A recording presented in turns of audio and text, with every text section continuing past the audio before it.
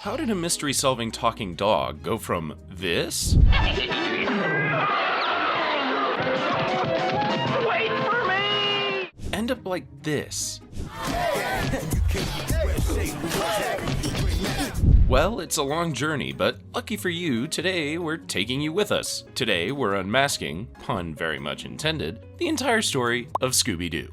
If you've ever wondered, Scooby-Doo, where are you? You shouldn't have to look far. Scooby is one of the most popular characters of all time. TV shows, video games, movies, cereal boxes, that lovely little blue fruit snack, and hell, even as a giant parade float on Thanksgiving Day. This dog is everywhere.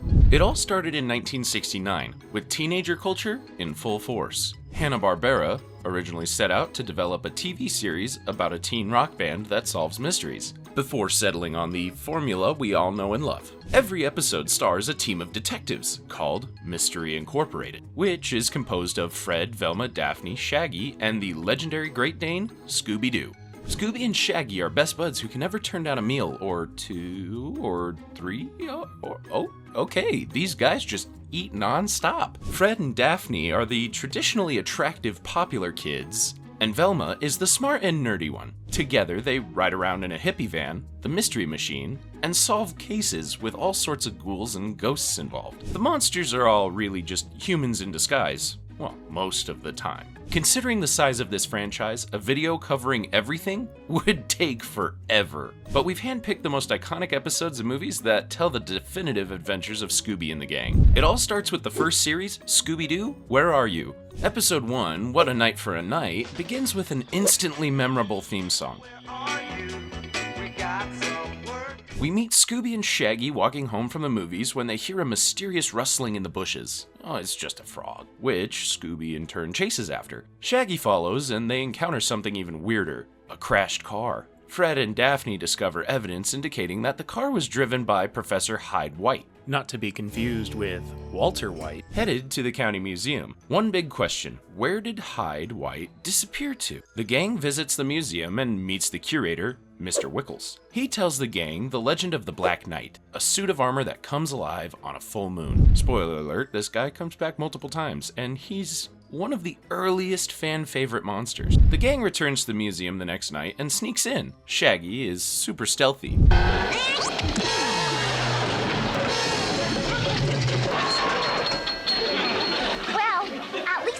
Inside. Okay, maybe not. Inside, the gang split up to search for clues, a tactic that we will see again and again. Scooby is assigned guard duty, but he's scared but gives in when he's offered a Scooby snack, his favorite dog treat. That is simply irresistible. It doesn't take long for Scoob to get spooked and run back to Shaggy and Velma. Shaggy gets lost and Scooby encounters the Black Knight. He knocks Velma's glasses off, leaving her to scrounge on the floor, the first instance of another reoccurring gag. Shaggy runs into Velma and says his famous catchphrase. Zoinks! This'll fix you up in a jiffy. The gang reunites and they follow a trail of dirt on the ground to the mummy section. Fred opens a sarcophagus to reveal two identical paintings of the same man. Fred claims to have solved the mystery, but the Black Knight interrupts. Scooby and Shaggy hide in an old propeller plane and accidentally turn it on, and they fly directly into the Black Knight. We did it, Scooby-Doo! Wait a minute.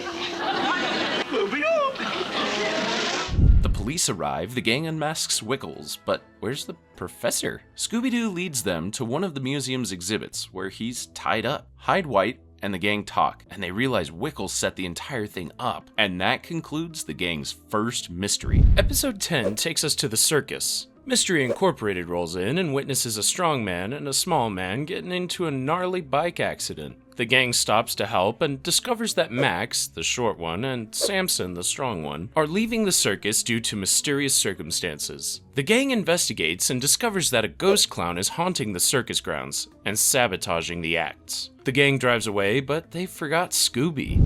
Watch the pretty coin of gold, and you will do what you are told.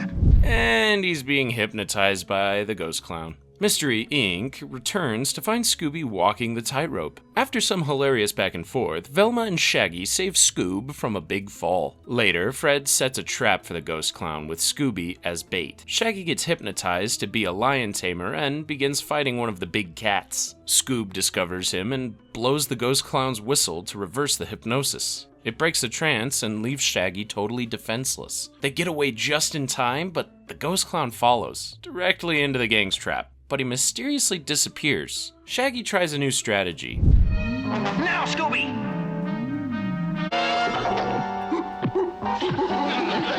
They finally unmask the clown as Harry the Hypnotist, a disgruntled former employee who wanted revenge. The circus premieres as normal, with one new act. Episode 15 goes past the stratosphere to deliver a truly zany episode. It opens up with a look at the space kook himself.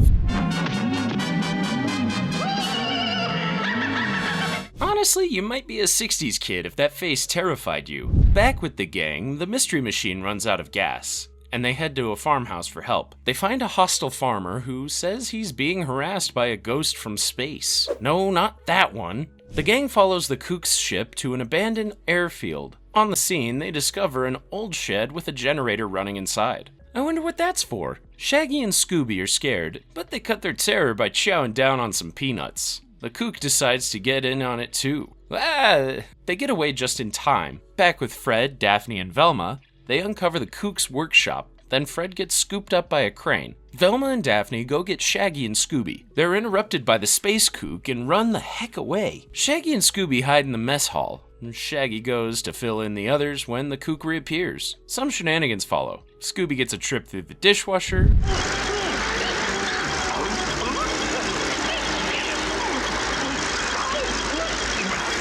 It still beats the groomer any day. Scooby and Shaggy eventually rejoin the gang. In that moment, multiple sheds open, which contain copies of the ghost. Weird. The farmer and the sheriff show up to help out the gang, and the kook runs into a wind tunnel and is unmasked as the farmer's neighbor? It turns out he wanted to scare the farmer off to buy his land for dirt cheap. Ah yes, the solution to all life's problems. Impersonating a ghost. Next up, episode 16, Mystery Incorporated is on a boat ride to the mansion of the late Colonel Beauregard Sanders. I wonder if he's the guy that makes the fried chicken. The old man left Scooby some money in return for saving him years ago. They reach the Colonel's island mansion, which totally isn't creepy, and meet the executors of the estate. From a recording of the Colonel's voice, his will's instructions are as outlined. His relatives and Scooby will get their share of the inheritance, evenly split if, and only if, they're able to spend a night in the house, which is haunted, go figure.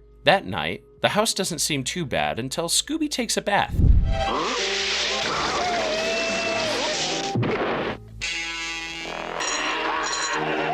So that's where the drain goes. Next, a ghost targets one of Sanders' relatives. The ghost leaves a note threatening the remaining occupants, written by the Phantom Shadow. Velma, Shaggy, and Scooby discover a secret passage with footprints.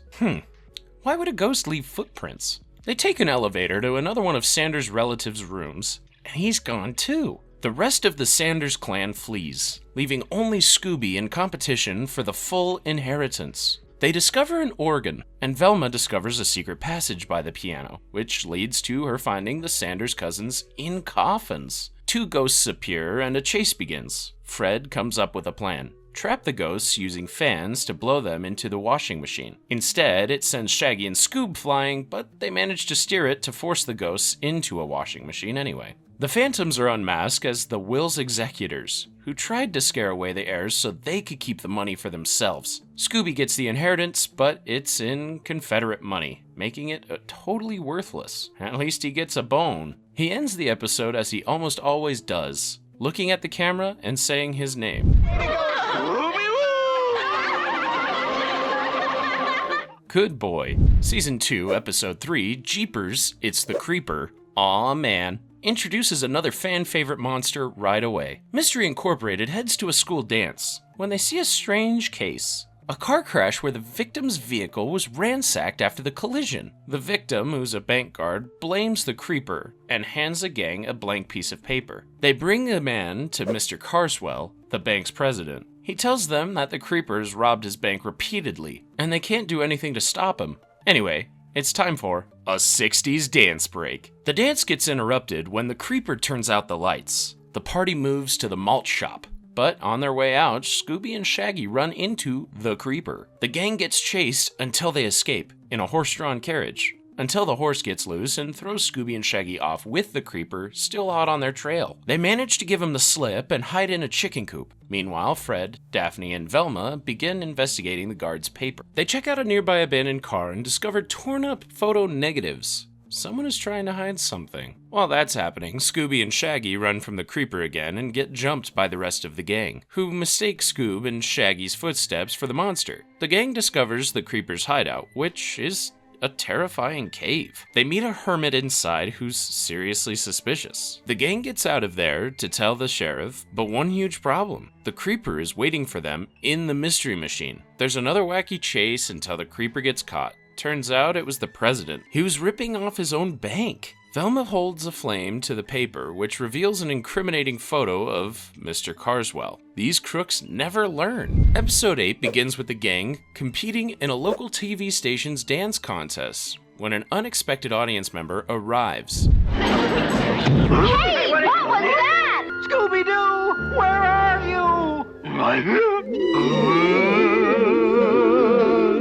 The Wax Phantom, the legendary ghost of the station. The Phantom disappears along with the station manager, and the gang discovers the show's host, Johnny, tied up backstage. Next, the gang discovers wax footprints that could only belong to the Phantom. Scooby goes to question Mr. Grisby, a spooky-looking former station host. Shaggy's half of the gang arrives at Grisby's, and his place is really spooky. The spooky vibe isn't helped when Mr. Grisby says he's using dark magic for revenge. Meanwhile, Fred and Daphne check out the museum and get chased by the Phantom. Velma, Shaggy, and Scooby sneak into the museum and reunite with Fred and Daphne. They all search for clues together. Daphne, Fred, and Velma go down into a trap door while Shaggy and Scooby devour a feast made of wax. Is that healthy? Anyway, it's not long before the Phantom shows up, and Shaggy and Scooby try to get away.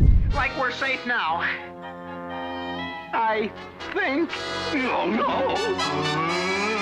Oh, yes. Ah! But get Phantom. They escape and are chased all around the museum and get out using a fake doorway. Classic cartoon logic. They reunite with the rest of the gang and set a trap for the Phantom, which goes bad. Fred ends up soaking them all in wax and unmasks the Phantom as the TV manager, Mr. Stevens. He was embezzling money from the station and wanted to pin it on Grisby. Not if Mystery Incorporated can help it. Let's jump to Season 3, Episode 3. A hiker takes a leisurely stroll in the freezing cold of the North Pole when he gets grabbed by the biggest monster we've seen yet. The gang arrives on the scene to meet with a professor about strange goings-on. Once they land, they get lost in a blizzard and are eventually rescued by Eskimos, pulled by a dog sled. Scooby immediately gets a crush on one of the dogs from the sled team. Later, the Eskimo tells them of a legendary snow beast that comes to life when his sacred land is disturbed. Sounds like another mystery. The gang checks the professor's house for clues and see his assistant leaving. Inside, they discover drawings of totem poles, but their search gets interrupted by the snow beast. It's the snow beast! Everybody run! Hide! There's no way this one can be a guy in a suit, right? The beast grabs the Eskimo chief from earlier and gets away. So the gang sets out to save him. They investigate the totem poles to find one of them has a heartbeat. It's kind of weird. The beast returns before they can investigate further. The rest of the gang hides, but Scooby is frozen solid. Don't worry, his snow dog crush heats things up for him.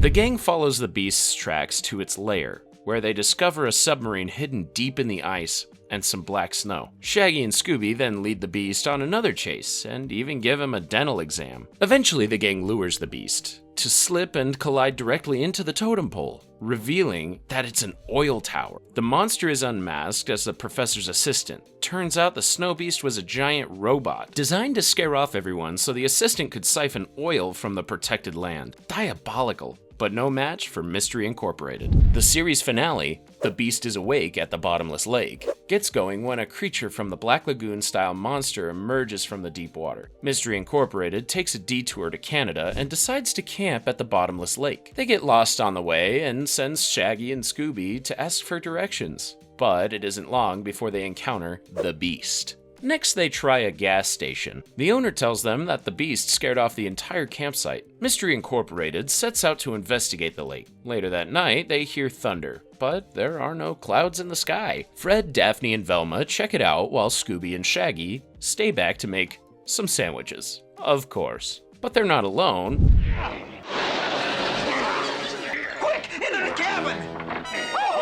It's the beast. They trap the beast in a cabin, but when they open the door, he's gone. Velma discovers a trapdoor, and they head on in. Fred, Velma, and Daphne explore a tunnel under the cabin and encounter Scooby and Shaggy running from the beast. They discover a piece of a pontoon boat, and the beast submerges to the lake's bottom. Wait, I thought it was Bottomless. Anyway, Fred, Velma, and Daphne suit up for a deep dive. Shaggy and Scoob stay ashore, but they get frightened by being alone and join the sub. Scooby and Shaggy get ejected from the gang's sub and sucked into a pipe, which picks up the beast too. Hey! Look out! They end up in a net, and the meddling kids unmask the monster as Julie Johnson, the daughter of the convenience store owner from earlier. She impersonated the monster to scare people off so she could smuggle out the region's gold. In between seasons 2 and 3 of Scooby-Doo, Where Are You?, came the new Scooby-Doo movies. This series was all about guest stars, with a new celebrity playing themselves in each installment. Episode 1 features the Three Stooges. The Mystery Machine cruises through the desert. Lightning strikes and they see different fearsome exotic animals. A giant bat-shaped car runs them off the road and the Mystery Machine gets stuck. Shaggy thinks he sees a ghost, but it's really the Three Stooges. Hey, aren't you Larry, Moe, and Curly Joe? Stars of stage, screen, television, and comic books. Ngagi here is a superstar. Who, if you don't know, were a slapstick trio that your grandpa probably busted a lung laughing at. The Stooges take the gang to a ghost town theme park that they recently purchased. It's being haunted by the Bat and is practically falling apart. Fred decides to help them search. Just then, their caretaker Rhino comes in and he seems pretty suspicious. In the desert, the Stooges show off the park's life-size dinosaur, which roars and comes to life. The gang investigates and discovers that the dino, Tyrone, isn't really roaring. It's pre-recorded from a tape recorder. The gang is guided around by the park's former manager, Mr. Crunch. Back in town, Mystery Incorporated meets up with the Stooges when they realize that Velma is gone. The others search all over. Scooby and Shaggy end up falling into a shaft full of flour. They try to escape, but the staircase starts moving. Fred and Daphne get lost in the desert and are harassed by a wayward cactus, which is really just a guy in a suit. Fred tries to take him out but fails, and the man escapes. Meanwhile, Velma is lost in the park's mine, and the Stooges take a wild ride in a minecart. Back on the streets, Fred and Daphne fall into a trapdoor next, leaving Scooby and Shaggy in a Wild West showdown.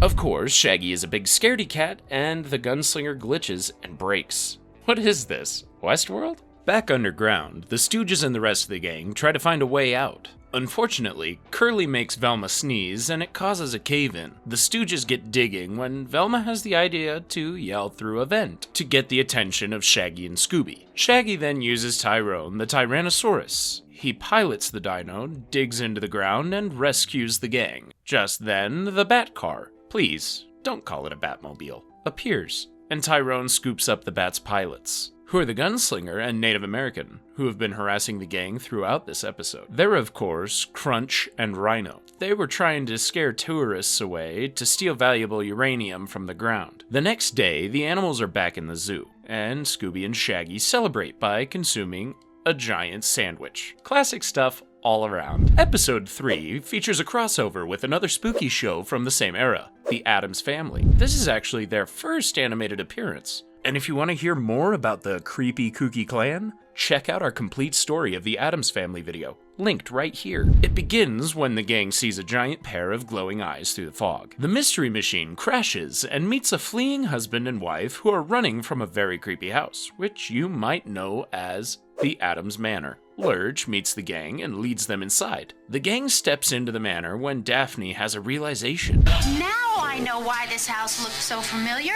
It belongs to the Addams family. You're right. I've seen it on TV lots of times. They're in the company of the famous Addams family. The gang gets acquainted, and Shaggy and Scooby are absolutely terrified. They settle in for a family dinner, but Shaggy doesn't seem to mind the family's unique delicacies. Out of nowhere, the lights turn off, and Wednesday is gone with a note from the Vulture in her place. The gang decides to stay and help find the missing Addams. They split up to cover the entire mansion and discover tons of weird haunted decorations. Fred and Daphne get chased by a flying carpet and find a hidden passage that leads to a hall of identical doors, but none of them contain Wednesday. The gang regroups in the mansion's foyer. They're at a dead end. Scooby picks up the scent, but leads them to a pot of soup instead, which Grandmama Addams reveals to be iguana bathwater. Well, that's disgusting. Scooby then falls down an elevator shaft, and the gang takes a lift up to a tower. Velma unlocks a door which contains Wednesday. It is Wednesday, my dudes. But the Vulture is still out there. It dive bombs the gang and drops an egg with another threatening note, telling the Addams to leave. The gang reports this to Gomez and Morticia. Fred, Daphne, and Velma head to the basement to solve the case, while Scooby and Shaggy sit this one out. But they accidentally rest on a carpet that's levitated high into the air by the Vulture. In the mansion, Fred and his crew accidentally set off fireworks in Uncle Fester's lab, and the results are, well, explosive. Direct hit in the tail feathers. It's out of control. The Vulture crashes, and it's revealed to be a machine, driven by the couple that was running away at the episode's start. They were the Addams' old neighbor, who thought the creepy family was scaring kids. The next day, it's disproven, with the neighborhood kids taking a huge liking to the Addams' offbeat artifacts. The Addams family says goodbye to the gang, and Lurch helps get the mystery machine going again. On to the next superstar guest. The premiere of Season 2 features the third appearance of the Harlem Globetrotters. Guess the only thing they do better than trick shots is solving mysteries with the gang. This outing gets started when the gang's on a trip to Picnic Island, but the town ferry looks totally deserted. They check out an abandoned building and hear weird noises that turn out to be the Globetrotters practicing. They're happy to reunite. The Globetrotters are in town for a game and are gonna rest at the shack. The gang and the Globetrotters get on the boat to Picnic Island when an unseen monster changes the sign, putting them on a one-way trip to Haunted Island. The Globetrotters send the gang to investigate the ship. They head to the engine room and find something weird, an invisible creature steering the ship's wheel. The boat approaches Haunted Island, where a welcoming committee awaits. Just as we planned. They're headed this way.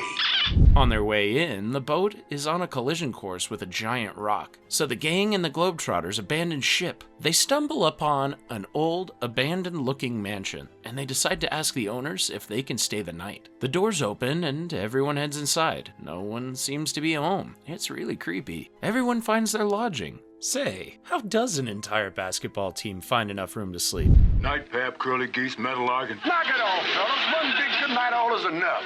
Good night, all.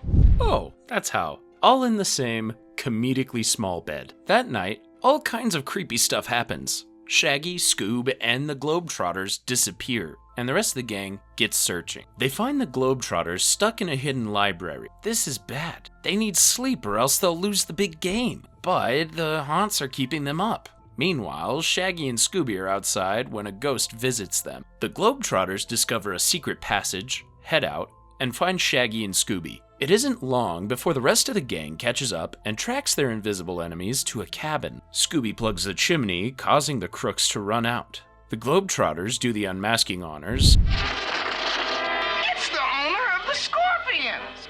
And the coach and the trainer. It's the team's coach, owner, and trainer. They wanted to keep the Globetrotters awake to ensure they'd lose the next day. The Globetrotters get a deep rest. So deep, they're asleep on the court the next day. But Scooby and Shaggy wake them up with ice and they start bawling. The Globetrotters win with a buzzer beater, and Scooby has a feast. All's well that ends well. The same classic formula returns in The Scooby-Doo Show, with one zany addition. Scooby-Doo's cousin Scooby-Dum, who, as the name suggests, is not the brightest bulb. Episode 5, The Headless Horseman of Halloween, introduces another instantly memorable monster. Shaggy sets up a huge plate of food at a Halloween party. Next, we meet Scooby-Dum, who's introduced as Scooby's brother here, but would be changed to a cousin down the line. Where is Scooby-Dum? Yeah. You too? Scooby-Dooby-Doo! And to be honest, he's a complete moron. The rest of the gang bobs for apples and Shaggy's apple rolls away, which leads him to meeting the Headless Horseman. Shaggy runs inside with the dogs and tells the party's host about the sighting. The host then tells them the legend of the Horseman and says it's made her grandfather, Ichabod Crane, disappear. The Horseman then shows up and kills. The party's vibe, of course. Everyone gets the heck out of there, and Mystery Incorporated decides to take on the case. Velma, Shaggy, and the dogs investigate the mansion's top floor and find nothing. Scooby-Dum then sends himself flying on a bowling ball, leaving Scooby and Shaggy to pick him up. But they're not alone. Turns out it was Dumb the whole time. When is this guy gonna learn? And where's the Headless Horseman? Zoinks! It's him! Oh, there he is! They get away, but when Shaggy, Scooby, and Dumb get the rest of the gang, the Horseman is long gone. They continue to search the mansion when they hear the mansion's owner, Mrs. Crane, scream. They rush in and get introduced to her cousin Elwood, who says the Horseman is after her prized diamond. He volunteers to take the diamond away, which she hands over. But as soon as he drives away, the Horseman returns wearing his head. The gang finds Elwood's car, and it's destroyed. Fred realizes that the Horseman is at the airport and heads, no pun intended, over to stop him. The Horseman, wearing Elwood's head, tries to take flight, but the dynamic duo of Shaggy and Scooby stop him. They try to unmask him, but nothing, because Elwood was the one after his aunt's necklace all along. Sometimes nephews are the meanest monsters of them all. Episode 7 takes the gang to an old asylum. Strap in and try not to lose your mind. It all starts when Mystery Incorporated gets lost in a storm, gets some directions from a cop, and ends up at the Sanatorium. It's creepy immediately, with the sounds of a mysterious organ. The gang meets one of the doctors, Tuxper, who says the ghost of Dr. Coffin has been haunting them. Scooby and Shaggy want to get the heck out, but instead they get lured back in with the promise of dinner. Tuxbury tells the gang that her patients have been disappearing due to the mysterious haunting. They decide to stay the night, and it's not long before they meet Dr. Coffin.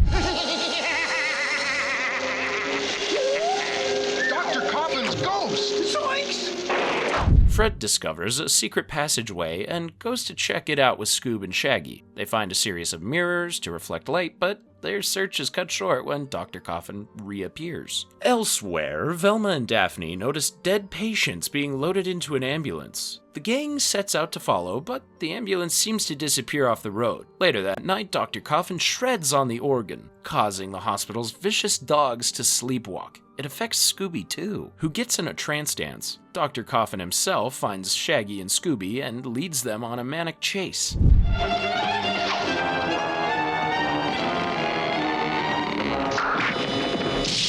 In the end, they trap him in a folding bed. Fred, Daphne, and Velma find a room of the dead patients, but it turns out it's bars of gold covered in a sheet, with a wig on top. Meanwhile, Dr. Coffin gets out. Shaggy and Scooby hide under the sheets and get mistakenly taken by Coffin and 2 hospital workers. The rest of the gang follows the ambulance to a secret road behind Niagara Falls. They discover stacks of gold. It's clear now, Coffin is running a smuggling operation. Scooby and Shaggy lead Coffin and his men on a minecart chase, until the villains get thrown from the track and onto a bread wrapping machine. Fred then unmasks Dr. Coffin as the cop who gave them directions at the episode's start. The episode ends with Scooby showing off his newfound dance skills. That's some fancy paw work. Episode 13 gets going with Mystery Incorporated on the high seas with Professor Pawson, a Jacques Cousteau-style oceanographer. The boat's first mate, Mr. Carp, warns Mystery Incorporated about Captain Pescado,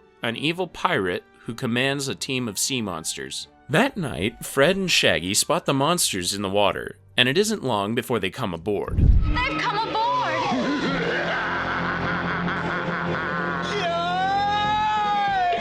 They tell Pawson and Carp to call off the mission, and they both get out of there. The gang starts to looking for clues and search the ship. Fred, Daphne, and Velma get locked up in the cockpit, while Shaggy and Scooby scrounge for food, but they're locked in too. Meanwhile, Fred and his group escape. Velma goes to check out the engine room where, surprise, surprise, she gets locked in as well. Shaggy gets out and reunites with the rest of the gang. Fred then notices Carp's boat floating adrift and lassos it in. Velma sticks a fishing rod into the radio room's window to call for help. SOS! SOS! Our position is... There seem to be sea monsters at every turn. I don't know how the gang is getting out of this one. Mystery Incorporated reunites. They decide to send Shaggy, Velma, and Scooby into a diving bell, a small chamber, or scuba, or in this case, Scoob-E, divers. On the ocean's floor, they search Captain Pescado's boat and discover a bunch of air tanks. Why would a ghost need those? They resurface to find Fred and Daphne locked away, and the sea monsters have boarded. Mystery Incorporated returns to the main boat to find it invaded, but the monsters aren't a threat for long. Shaggy and Scooby trap them in a net. They unmask the captain as Mr. Carp and the rest of the crew. Talk about a mutiny. He wanted Pawson out of the way to steal the ship's treasure. Another episode, another batch of crooks locked up. Season 2, Episode 2 finds the gang on another boat ride to a birthday party for Daphne's friend Lisa. Don't they get seasick? They're heading to Great Skull Island, rumored to be full of vampires. On the shore, they meet a ferry driver who asks them to deliver a box, which breaks and is revealed to be a coffin. Yeah, there's definitely vampires here. They load it up and head to Lisa's hotel, which she's set to inherit. They deliver the coffin to Mr. Dracul. Fred, Daphne, and Velma meet Lisa and Uncle Leon. When Shaggy comes back through the roof, terrified. The gang settles into bed for the night. Once Daphne and Velma are asleep, though, they're visited by a truly scary villain. Daphne, wake up! Well, that's horrifying. The rest of the gang arrives, but the vampire's gone. Next, a bat flies into the room, and the gang assumes it's the vampire. They start looking for clues, with Scooby-Dum, of all people, uncovering a secret ventilation duct that the vampire may have used. Fred assigns Shaggy and the dogs to investigate. Shaggy finds an ultrasonic whistle in the vampire's room that only dogs can hear. Meanwhile, Uncle Leon reveals that the vampire is actually Lisa's grandfather, and he intends to turn her next. Well, that was unexpected. Scooby and the dogs have to guard Lisa, but she picks up the phone, turns around, and is now a vampire. They run from Lisa, right into the other vampire. Later, the gang sets up a trap to catch the vampire. It's a wild back and forth, but the Due family leads to his capture. Here's who the vampire really is. Uncle Leon! It was Uncle Leon? Wow, what a greedy guy. Turns out he was using the ultrasonic whistle to control bats and put Lisa into a trance. The police cart him away. Scooby and Shaggy are rewarded with a feast of chili burgers. Jumping ahead to Season 3, Episode 7, The Creepy Case of Old Ironface. This episode was actually repackaged from Scooby-Doo, Where Are You? But because it's so insanely memorable with a fan-favorite villain, no one seemed to mind. Shaggy and Scooby water ski while the rest of the gang drives a boat, when a group of man-eating sharks crashes the party. And that's not all. We got Ironface. Stroke, stroke, stroke, stroke, stroke, stroke. I'm stroking! I'm stroking! And this time, he's a shark tamer? Damn, he's not to be messed with. That night, the gang discusses their upcoming tour of Skull Island. Not to be confused with Great Skull Island from the last episode. It used to be a prison, but is being revamped as a tourist attraction. The ship's cook, Mama Mione, tells them that Ironface used to be the warden who had the mask welded to his face, and now he haunts the island. The gang gets concerned when their guide, Captain Morgan, doesn't show, so they decide to search for him. They eventually get a boat and head to Skull Island, and on the way find Captain Morgan's crashed ship. Once they arrive, Fred sends Shaggy and Scooby to investigate the old prison. It isn't long until they encounter Ironface. At the same time, Fred and the rest of the gang find a giant crane and metal cargo containers full of fine food. I wonder who's shipping this stuff. The Fred-led half of the gang also finds a luxurious apartment underground. They follow a groan to see Captain Morgan tied up and set him free. Meanwhile, Shaggy and Scooby's chase leads to a mechanical shark, but Ironface is still on their trail. Now!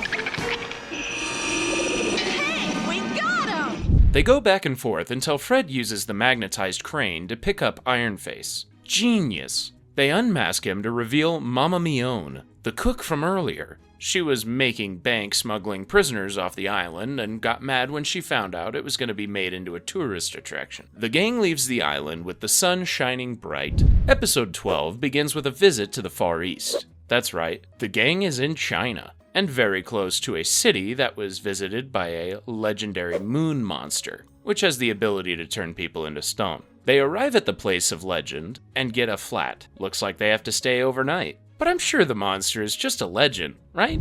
1, 2, 3! Wow! Like I think that was a little too hard, Scooby. The gang meets the place's occupants, including Kim, who's set to inherit the family fortune. That night, Shaggy and Scoob are visited by the monster again, and later on, the rest of the gang sees him row away into the darkness. Kim shows Shaggy and Scooby his family's treasure when they're interrupted by Kim's Uncle Chin ringing the dinner gong. But when they check in on Chin, the moon monster has petrified him. Mystery Incorporated starts to look for clues, with Fred assigning Shaggy and Scooby to the palace grounds, while Fred, Daphne, and Velma search the area where the monster rode to. They discovered his hideout and came back to the palace later. They then find Shaggy and Scooby, who bump into a wall and knock over some fluorescent powder. I am? Like he's right, Scoob. We are glowing. Something tells me the moon monster isn't supernatural. Duh. Fred convinces Kim to throw his family's treasure into the bay, and sure enough, it lures out the monster. He's caught and revealed to be Uncle Chin, who wanted Kim's fortune all for himself. By now, the Scooby-Doo format is well established, so Hanna-Barbera went bigger than ever and gave Scoob his own TV movie. Scooby's first of many films was 1979's TV special, Scooby Goes to Hollywood. You're about to see parodies of shows you've never heard of because they're a little before your time. Again, unless my grandpa is watching, and in that case, hi Grandpa! Let's get into it. Scooby and Shaggy are running from a giant crab. It traps them in a barrel, gets catapulted, and then a director yells, "Cut!" That's right. Scooby has been recruited as Hollywood's hottest new talent. Did we mention this movie has some songs? Name to remember is Scooby-Doo.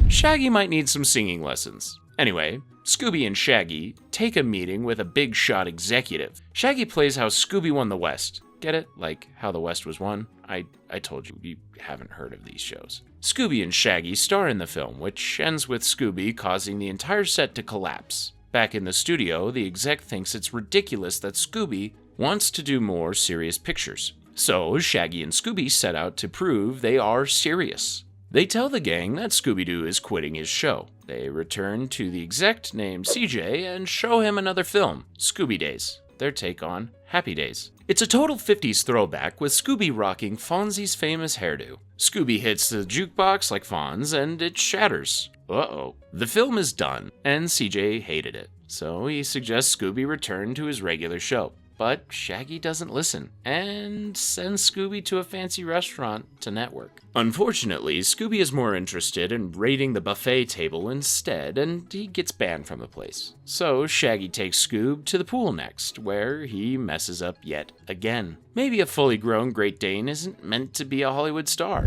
The rest of the gang reminisce on when they first met Scooby. Shaggy takes Scooby to the premiere of his new superhero film, Super Scooby. Krypto's got some competition. We'll talk about him later. Next is a parody of The Sound of Music, The Sound of Scooby. Very original. Where Scooby falls off a cliff right away. Outside the theater, Shaggy gets a disturbing call that CJ and the gang are holding auditions to replace Scooby on his own show. At the studio, Shaggy and Scooby watch the audition secretly. The other pooches are bumbling fools that make Scooby look like Velma.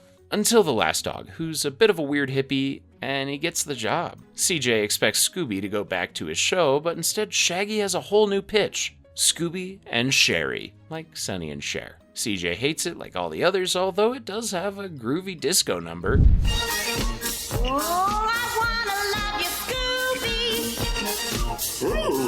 I hope so.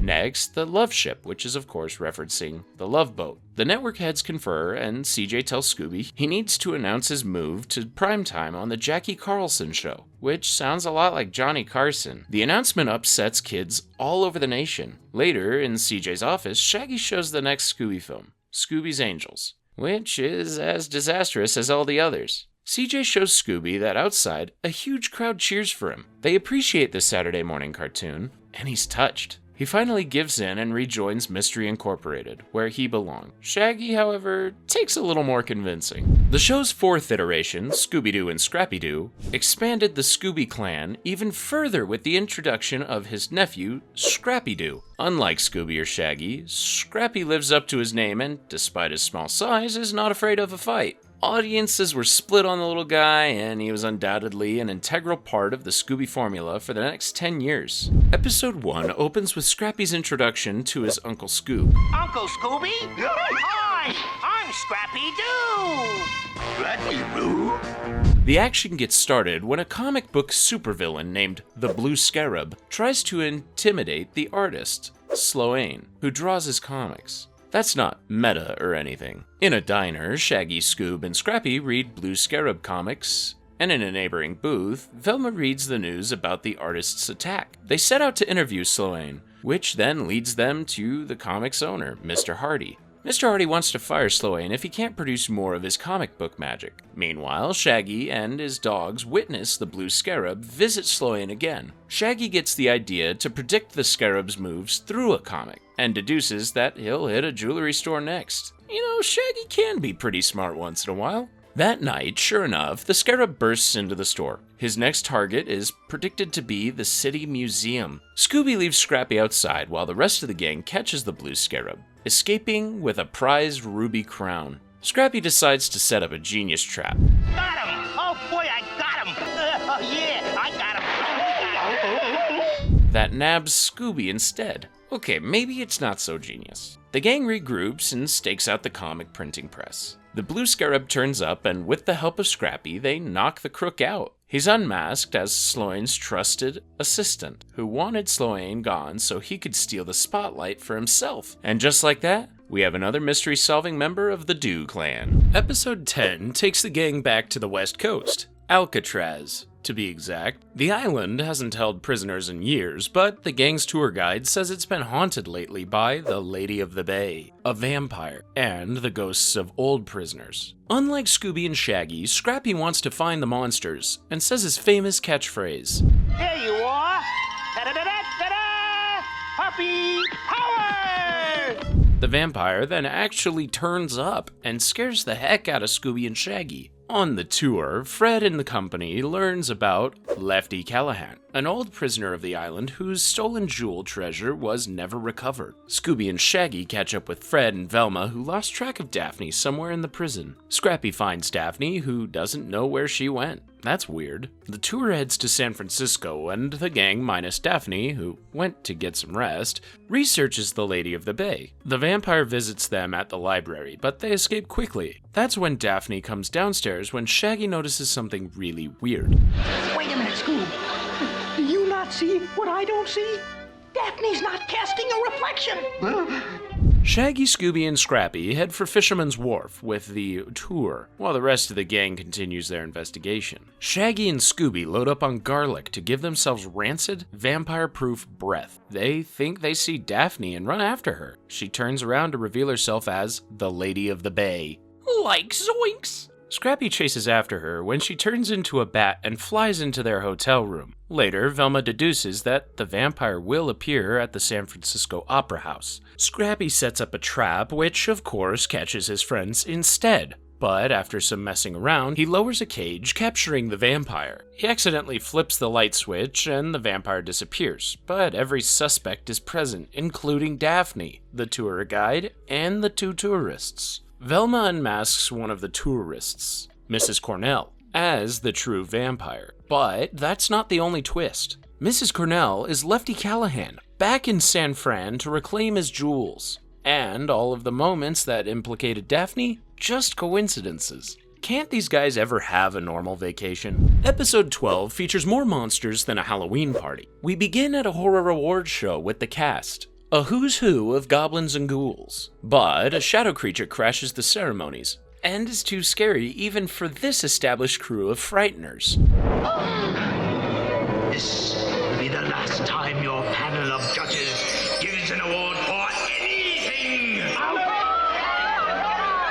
The mystery machine arrives to find the audience running away. The host loops the gang in on the incident, so they go to the projection room to check it out, and they find it totally trashed. Shaggy and Scooby get scared by a vampire who turns out just to be an actor playing one. He's bitter about being overlooked. Something tells me that this guy's a suspect. Later, in Shaggy's search with the dogs, a werewolf comes for them. Fred and the rest of the gang find them and unmask the Wolfman as another actor. So who the heck is the shadow creature? Well, we're gonna find that out soon, cause Shaggy and the dogs get cornered by the creature. Scrappy leads an effective escape, effective by Scooby standards. They keep searching and walk through a wax museum of iconic movie monsters, but the Bride of Frankenstein comes to life and chases them. She reveals herself as a real estate developer who wants the event's host to sell. Velma finds a piece of film and decides to bring it to the projection room while Scrappy sets up a trap for the creature outside. Velma discovers their host in the background of a shot containing the shadow creature. Outside, the shadow creature chases Shaggy and the dogs,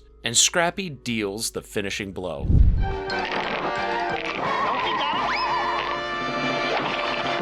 You got him all right, Scrappy. Right behind the 8-ball.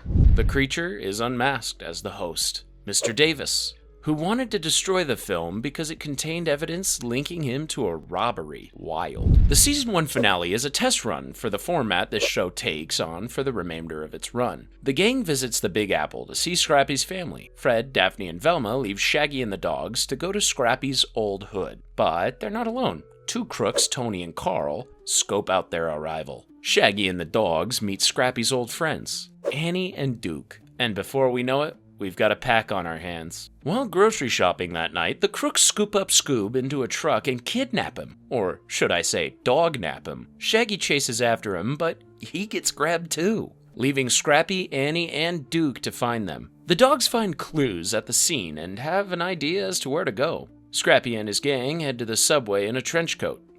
Works every time. Okay, Duke, let's go. Hey, stop! Scrappy-Dappy-Doo! Almost every time. Scooby and Shaggy try to escape and call for help, but there's just no beating the crooks, who are demanding $1 million ransom for the famous mystery solvers. Meanwhile, Scrappy and his pals arrive at the warehouse where Shaggy and Scooby are captive. After some creative plunger placement, they climb into the building and confront the criminals, but the crooks quickly move Shaggy and Scoob to another location, the harbor. The pups trail one of the crooks onto a boat. After some hilarious back and forth, the pups end up captured, leaving Shaggy and Scooby to fend for themselves. I told you he'd think of something. Over here, Uncle Scooby! I don't believe it! The float crashes into the crooks, and Scooby and Shaggy unwittingly save the day yet again. For the remainder of this series, the format shifted to shorts packaged in a 30-minute episode, with Fred, Daphne, and Velma's roles reduced significantly. Out of the 99 shorts produced, only 13 of them feature other members of the gang. The emphasis was heavily shifted to Shaggy and the pups solving mysteries that had actual supernatural villains. After all that time with the canines, the next version, the new Scooby-Doo and Scrappy-Doo show, began slowly incorporating members of the gang again, with Daphne taking a lead role next to Scooby, Shaggy, and Scrappy. Season 1, Episode 8 has Shaggy and Daphne attending their old school's carnival. Scooby immediately gets into trouble by bumping into an experimental laser that cuts a ruby. Mr. McDeville, Shaggy's old teacher and the machine's inventor, laughs menacingly when they leave. He's definitely up to something. Outside, McDeville takes a turn on the dunk tank, and also gives a mysterious box to Daphne for safekeeping. Scrappy sinks McDeville, but when they check the tank, he's gone. And the gang is then visited by an evil clown who goes for the box. Give me that box! Huh? No way, clown! Let go! They manage to lose him and begin to search for McDeville, and the gang returns to the science tent to find that the ruby is gone. Next, they check out the dunk tank and discover a note from McDeville saying, "Don't forget the rattle." Before they can open Daphne's box to check what this means, the clown returns, but the gang loses him again. That night, a raffle is about to take place, and Daphne realizes the note by the dunk tank said raffle, not rattle. But again, the clown interrupts. They discover McDeville tied up, who demands the box back. They lose him, but the clown reappears. This time, he gets caught in some caramel. He's revealed to be McDeVille's student assistant, Jerry. The gang opens the box to find not the ruby, but instead the raffle prize, a watch. Shaggy goes for food to celebrate, another case closed. But he's no match for Scooby on a unicycle. Next, episode 11 begins with Frankenstein's monster lurking in the woods. Elsewhere, Daphne reads about Frank's re-emergence in the local Transylvania paper, and she wants to prove it's all made up nonsense. At a rest stop, the gang sees an ad asking for a babysitting at the Frankenstein castle. But the cook informs them that there's a new owner, Dracula. They show up for the posting and meet Count and the missus. Little do they know, Frankenstein is sneaking around the grounds. Anyway, Shaggy and Scooby go on babysitting duty. Daphne accidentally opens a secret passage and checks it out with Scrappy. Shaggy and Scooby are chowing down when they have to check on the baby. Aw, a werewolf? Ain't he cute? Scoob shows Shaggy, but the moon gets covered and the baby returns to normal form. Outside, Dracula and his wife find Frankenstein's monster and reveal that he's not undead at all, but a malfunctioning robot. Meanwhile, Scooby and Shaggy read the baby a bedtime story until he fully transforms and chases them. Dracula and his wife set out to recharge Frankenstein's monster, but they need a real brain. So they find Shaggy and Scooby, and as the procedure is about to begin, Daphne and Scrappy arrive. The baby flicks the switch, and Daphne uses her pocket mirror to deflect the ray onto a duck, swapping their brains. Guess we have to live with Frankenduck now. By the second and final season, the show rebranded to The New Scooby-Doo Mysteries, and gradually featured more of the gang. Season 2 opened with a 2-part premiere showing us a very special day for our favorite doggo. We start with Shaggy, Scrappy, Scoob, and Daphne responding to a report of a haunting at a TV station. Scooby is decked out for his birthday, but all of his friends seem to have forgotten about it. Damn. They reach the TV station and begin looking for Red Skull. And we're not talking about Captain America's arch nemesis. It's just a vicious rumor. Vicious is what we're afraid of. And vicious is what I am. He's seriously creepy. The lights flick on and off to reveal a surprise party for Scooby. Shaggy reminisces with some home movies of getting terrified at a young age. Next, Velma returns, and she's now a research scientist with NASA. Fred pops out next, and Scoob is hyped. The host, Mark Winkendale, reveals he's become a mystery writer. Just then, Daphne notices red screws loose on some lights. Fred recounts that this isn't the first time the gang has encountered the Red Skull, even though this is his first and only appearance. The case's victim, whose prize diamond was targeted, comes out to thank Scooby, but before they can celebrate, the Red Skull appears. Red Skull steals the necklace, but Scrappy knocks it away. Red Skull then drops Scooby from the catwalk, but the gang saves him with Scrappy's stretchy plastic invention. The full gang decides to split up and solve the mystery, just like old times. On the catwalk, Velma, Daphne, and Scrappy discover a secret passage in the ventilation shafts. There, they start suspecting Fred, as they only find his ascot down there. Surely not, though. Later, they discover red screws in Fred's briefcase, which match what Daphne saw earlier. Fred is placed under arrest, but denies his guilt, runs away, and is caught outside. But they miss the true danger on the roof. Red Skull is gonna kill Shaggy and Scooby. But they're not alone, they've got the gang on their side. The broadcast wraps up with the TV director unmasked as the Red Skull, and then the director is unmasked as the butler, the original Red Skull from years earlier. Scooby's birthday ends with a feast of cake. Hey, save me a slice! Next came the 13 Ghosts of Scooby-Doo, which has the gang catching real ghosts. Fred and Velma do not appear at all, leaving the gang with the same configuration as last time. Scooby, Shaggy, Daphne, Scrappy, and a new addition, Flim Flam, who we'll meet soon. It all starts with episode 1. In the Himalayan mountains, 2 ghosts, Weird and Bogle, wake up in a castle. They set out to con a living person into opening the Chest of Demons, a chest that contains the most evil ghosts in the world.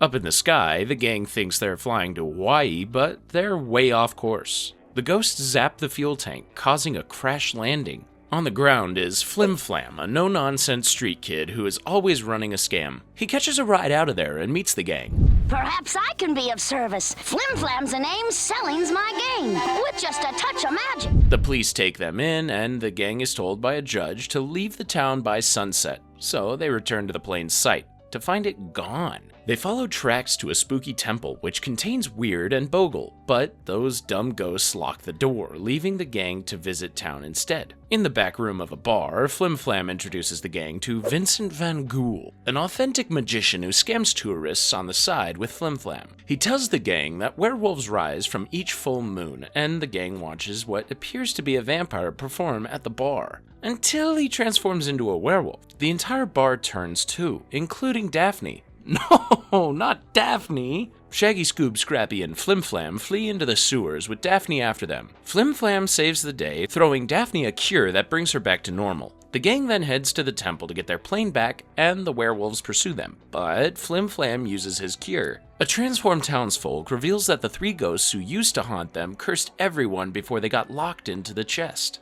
Vincent Van Ghoul appears to tell Daphne, Scrappy, and Flim Flam that the plane is downstairs in the crypt. Little do they know, Weird and Bogle have tricked Scooby and Shaggy into thinking they're on a game show with a prize being the box. 13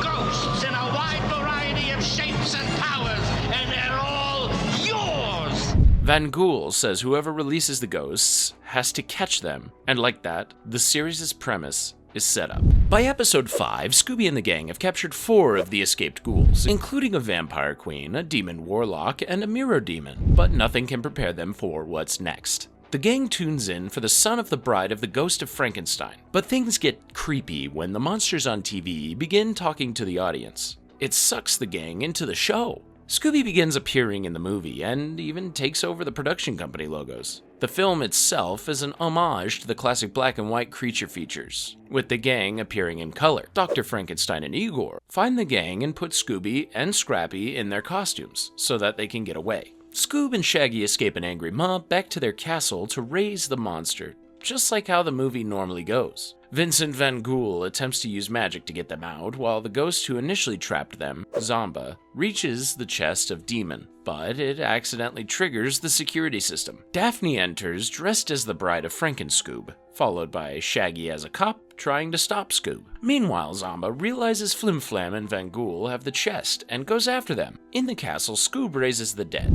The monster! It's alive! It's alive! It's alive! The monster gets stopped by Flim Flam and Van Ghoul, who accidentally trap Scooby and Shaggy with him. Van Ghoul tries to charge a crystal to return Zomba to the non-TV world, but it doesn't work at all. It looks like Zomba has the upper hand until Scooby gets the strength to free the monster in a Popeye-inspired sequence.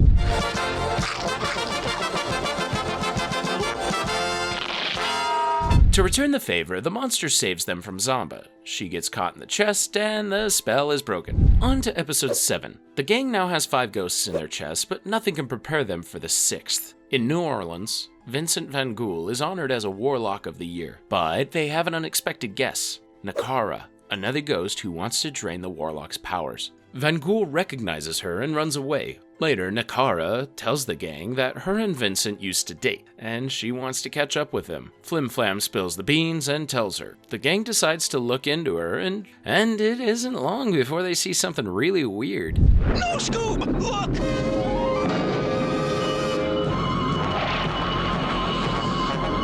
She sucks the life force out of an old man, and her hair turns to snakes. She heads downstairs for Van Ghoul next. Shaggy and Scoob are so scared they can't get the words out, but it's too late, and Nakara has already hypnotized Van Ghoul to fall for her. They ride together in a parade float. When the gang tries to close in, the lovers take to the sea. Van Ghoul proposes to Nakara, but Flim Flam interrupts as a tour guide. After a little switcheroo, the gang takes Van Ghoul back, and he's still totally smitten by Nakara. Elsewhere, Nakara meets with Weird and Bogle, and she needs them to retrieve Van Ghoul ASAP. Because after midnight, the spell to take his powers won't work. Later, Weird and Bogle visit the gang's hotel, disguised as room service. Flim Flam isn't tricked, and he kicks them down a laundry shaft. Nakara is fed up and unleashes the ghosts of an entire cemetery. This fall, bring to me Vincent Van Ghoul! The Spectre picks up Van Ghoul and to carry him away. On the parade grounds, the gang encounters another warlock, Houdini, who decides to help them save Van Ghoul. They all crash Nakara and Van Ghoul's wedding, and Daphne poses as Van Ghoul's wife, with the rest of the gang taking the place of his kids. Nakara kisses him, but it's after midnight. Too late. She joins the other ghosts into the chest. By episode 10, the gang has 8 ghosts locked up. Weird and Bogle mess around on a printing press when the new ghost, Demando, shows up and starts bringing monsters in comic strips to life. He enters the paper and asks the 2 ghosts to bring it to Scooby. Elsewhere, Van Ghoul wakes up, and the gang is getting sick of tending to his every need. He's treating them like they're his butlers or something. Scooby takes a load off by reading some comics, and Demando doesn't waste any time. Don't look now, pal, but you're in for a quack-up. Everyone except Van Ghoul gets sucked into the comic. In the chaos, Demando's magic pen falls. Demando ends up on a spaceship in a sci-fi comic, while the gang is in a diner in the funny papers. They meet Platypus Duck, who begins to guide them to the wacky wizard. They reach the end of the platypus's strip, and he tells them to jump through a trapdoor to a new panel. Back with Van Ghoul, Weird and Bogle materialize in his room and try to get the chest. But they're incompetent as always. Back in the comic, Scoob and the gang land in the space comic containing Demando, and the ghost beams them onto the ship. He threatens Scooby to give him the pen, but he ends up throwing himself off board accidentally. Idiot. The ship leaves the comic in some seriously cool animation. No! You'll pay for this! We're running out of galaxy. And they're off to see the wizard. In the real world, Bogle and Weird dress up as Velma and Shaggy, and Van Ghoul actually buys it. The gang better hurry up. The wizard casts a spell to reveal the pen's location just as Demando approaches his castle. He zaps the gang to the correct comic, which is set in prehistoric times. The pen breaks in half, but it's revealed to actually be a key, the key to get out of here. Demando snatches it up and runs off, and they chase him through various panels until they're back in Platypus Duck's diner. Demando runs right into a trap intended for Platypus Duck, and they get out just as Bogle and Weird run. They crumple up the newspaper and throw Demando into the chest. The finale begins with 11 ghosts in the chest of demons. The gang waits backstage to appear on a horror talk show hosted by Boris Karloff. Weird and Bogle are backstage ready to cause some trouble, and the gang takes the stage, and Van Ghoul reveals he intends to catch an evil spirit in this very room. Just then, the ghosts open a trapdoor and separate the gang from the chest of demons. Zimbulu appears in front of Weird and Bogle, and he's terrifying. He sends them after the chest, and the gang discovers a box of Scooby snacks backstage. And Tallulah, a sorceress who just appeared on Boris's show, holds a seance that reveals the chest's location, a lighthouse. So the gang rushes over and splits up to search. The chest is nowhere to be found. It was all a trap by Bogle and Weird.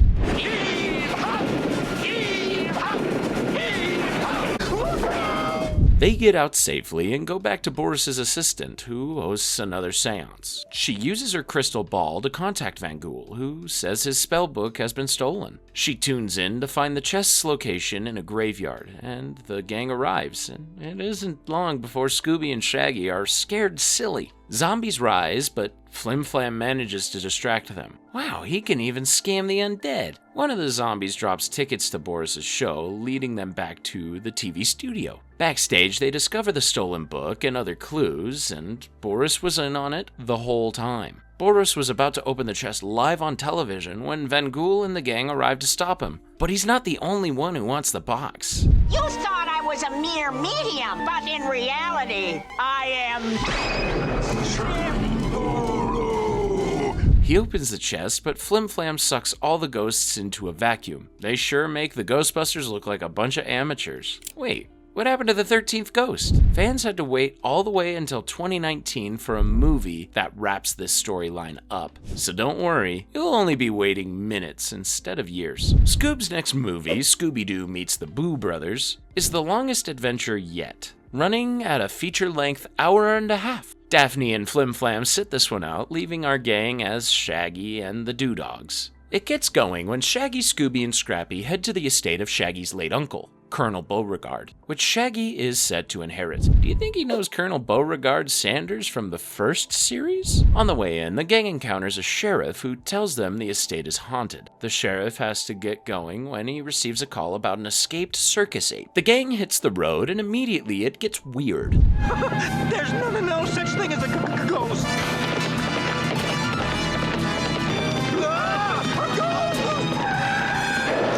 Inside the mansion, they meet the Colonel's former servant, Farquaad, who's really creepy, and says the Colonel's hidden diamond treasure is all his. Shaggy has seen enough, but gets blocked by the ape outside. Farquaad says the ape died and is actually a ghost. Oh, okay then. They're just about ready to go when Scrappy shows Shaggy a ring he discovered that could be the key to the hidden treasure. Shaggy can't leave even if he wanted to. His truck sinks and the gang settles in for the night, but get haunted by the Colonel's ghost. Scrappy flips through the yellow pages to discover a ghost exterminator service run by 3 ghosts. Shaggy gives them a call, and they jump right through the phone into the mansion. Now you see, Shaggy and Scooby, they're a bit scared of ghosts, but the Boo brothers have a non-threatening Three Stooges type of energy. Well, no offense, but you look like ghosts. Certainly we're ghosts. It takes one to catch one, you know. They fit right in with the gang's usual antics in the midst of a classic Scooby-Doo chase. The next-door neighbor, Sadie Mae Scroggins, comes over to introduce herself and dances with Shaggy. Okay, but Shaggy wasn't prepared for her brother Billy Bob. Turns out the Beauregard family had a long-standing feud with the Scroggins. Wow, the lore is getting deep here. Later, Shaggy and the gang find more clues about the Colonel's hidden diamonds that lead them outside. They continue the search, not without a few interruptions by ghosts and Billy Bob. They pick up one clue after another and find a diamond hidden inside a grandfather clock. Farquaad tries to mug Scrappy for it. After a string of clues and ghost chaos, the gang arrives at the shed containing the Headless Horseman, another ghost haunting this area. They discover the horse is a mechanical horse and not actually a ghost after all, and Scooby gets on it and loses control, chasing the sheriff. The hunt eventually takes them to a boat shed for the final clue, and they discover the treasure is in the fireplace, and the Skull Ghost, who is one of many that have been haunting them through this episode, heads out to get it. Scooby and the gang are rescued from a haywire boat by the Boo brothers. The gang rushes to the fireplace to find the Skull Ghost with the upper hand. Nothing's gonna stop me now!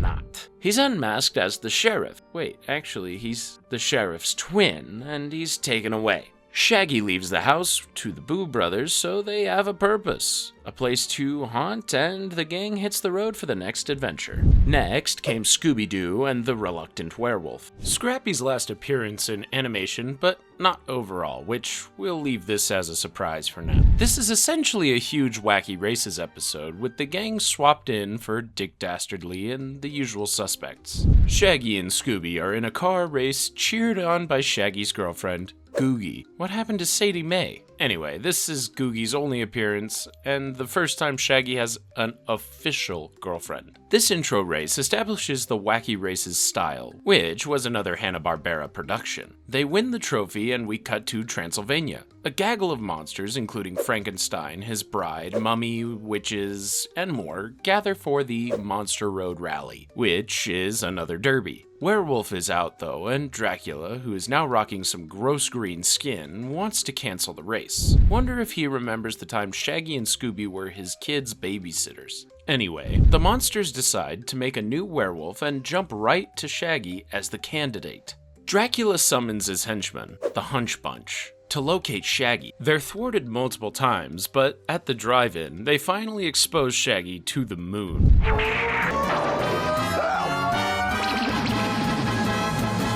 He hiccups and turns human. This happens for a bit, back and forth, until everyone at the drive-in runs screaming. Shaggy reunites with Scooby, who finally shows Shaggy that he's the werewolf after all, through a mirror. Shaggy hops in his car with Googie, Scrappy, and Scoob, and they get out of there, chased by the terrified movie patrons and police. The Hunch Bunch flies above in a Batcopter and throws moon dust on Shaggy's car, allowing it to be towed through the sky to Transylvania. The Hunch Bunch drops the car right onto Dracula's head. Man, they're on Scooby-Dumb levels of stupid. Dracula offers Shaggy the chance to free himself and transform back into a human if he wins the Monster Road Rally, but of course he plans on cheating. The gang tries to escape, but there's no way out. They stumble through the castle and they end up crashing a monster party that has a truly rockin' playlist. Doing the werewolf rock, hey, Mr. Jangles rocks all night, falls apart about daylight. Frankenstein, he's dynamite. Dracula shows him the race course, and it looks totally terrifying. Dracula has the Hunch Bunch sabotage the course, the werewolf wagon, the car Shaggy will drive, and keep Shaggy awake all night to improve their boss's odds. The next morning, a sleep-deprived Shaggy is carried to his car for the big race. Googie gives Shaggy a kiss. It wakes him up, giving him the motivation to win this damn race. The monsters try to attack him from their cars, but Shaggy's driving smokes them all. It's an extended sequence where, again, if you're familiar with wacky races, this follows the same format. It's basically a giant game of Mario Kart with commentary and seemingly no rules. Shaggy's team leads when Dracula unleashes his ultimate weapon.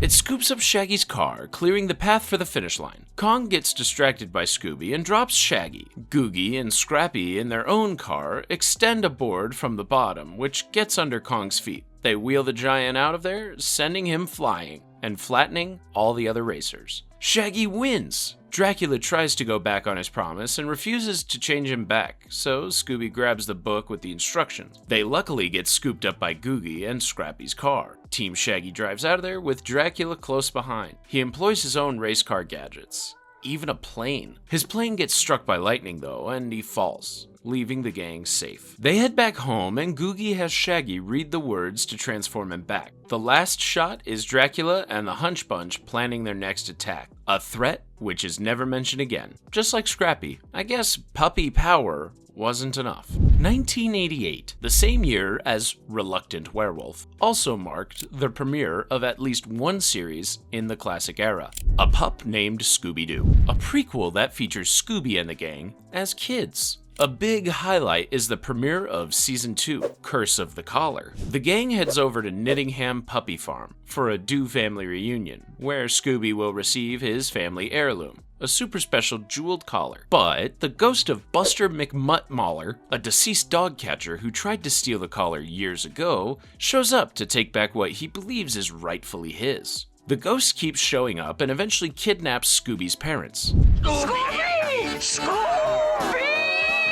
After some back and forth scares with the ghost, Velma decides to bait the catcher using Scooby's collar. It goes awry when Scooby gets thrown in the air, but he comes down hard on the catcher. Scoob's parents are saved, and the catcher is unmasked as Mr. Tricks-and-Stuff, a dog trainer who wanted to sell the collar for himself. In the end, Scoob reunites with his family and doesn't have to wear that blasted collar anymore. Season 4, the final season, only ran for 3 episodes, but they were honestly some of the most memorable. The premiere, The Were-Do of Due Manor, finds Scooby and Shaggy sleeping over at Due Manor, a mansion owned by Scooby's family. Their pizza party was crashed by Nasty Doo, a cursed ancestor of Scooby. Fred and the others arrive to solve the case. They encounter a professor studying the Doo family lineage, and he says the Doo family needs to leave the manor to break the curse. And it all comes to a head when Scooby dresses as a Were-Scoob and gets into a scare-off with Nasty Doo. Nasty eventually gets trapped in a hole dug by Scooby. He's unmasked as none other than the professor. The series finale of A Pup Named Scooby-Doo and the entire classic era starts when Fred gets a letter from another mystery-solving team, the Critter Getters, based out of New York. They want the gang to help them with a giant snail problem. They head right to New York and encounter the Mollusk. Like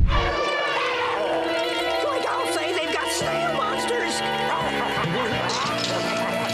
The gang gets away and visits the Critter Getters to discover that the group disbanded. They weren't able to catch any haunts, with one former member named Lester starting his own group, Ghoul Gone. Later, the gang lures the monster by staging a Critter Getter commercial, and they trap him. The mollusk is unmasked as Lester. Guess they weren't as tight as the gang. Alright, let's jump ahead a decade. Scooby-Doo's most notable entries became direct-to-video features. 1998 brought one of the scariest and best films in the entire canon, Scooby-Doo on Zombie Island. It was advertised with the chilling tagline, "This time, the monsters are real." What about all those other times? You know what, forget about it. It's a dark and stormy night, and inside a gothic castle, the gang unmasks another monster as a crooked real estate agent. We cut to Daphne on a talk show, who is telling the story of this case. She's moved on from Mystery Incorporated and instead has her own TV show, where she seeks out places that are actually haunted. Elsewhere, Scooby and Shaggy watch Daphne on her TV at their job. as customs officers. It's pretty boring, but access to the confiscated meats and cheeses makes it all worth it. Velma is all alone working at a bookstore when she gets a call from Fred. Back with Shaggy, they got caught eating contraband and were fired. Fred calls them next. I wonder why. It's a surprise party. Well then.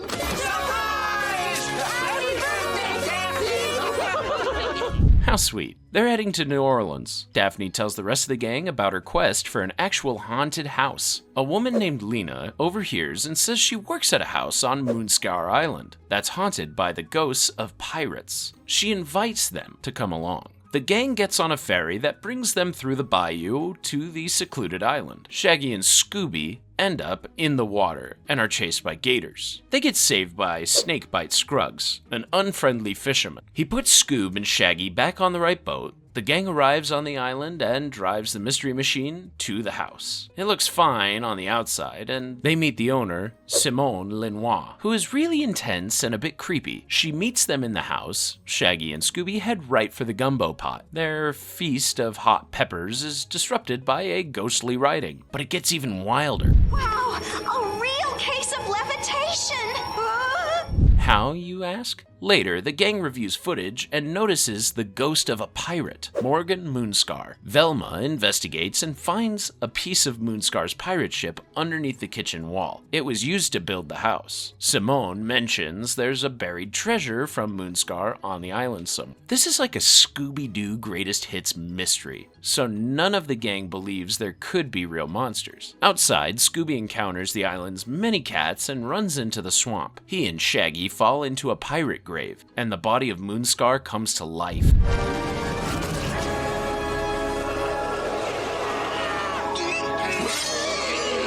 He is seriously terrifying. Shaggy and Scooby run away. They meet the rest of the gang in the bayou and report the zombie sighting. Simone's gardener, Bo, is mysteriously in the swamp at the same time. Daphne says he's cute and Fred doesn't love that. Sorry about that, buddy. Simone comes next and invites the gang to stay the night. Scooby and Shaggy see another ghost in their mirror and they get the rest of the gang to check it out. Velma finds a plaque on the mirror's back indicating it belonged to a Civil War soldier. Later, Scooby causes so much trouble at dinner that he and Shaggy get sent to the mystery machine for dinner. The island's cats begin swarming the mystery machine. That's odd. Shaggy drives it deep into the swamp and they dig into more hot peppers. When will these fools learn? They run outside for water when...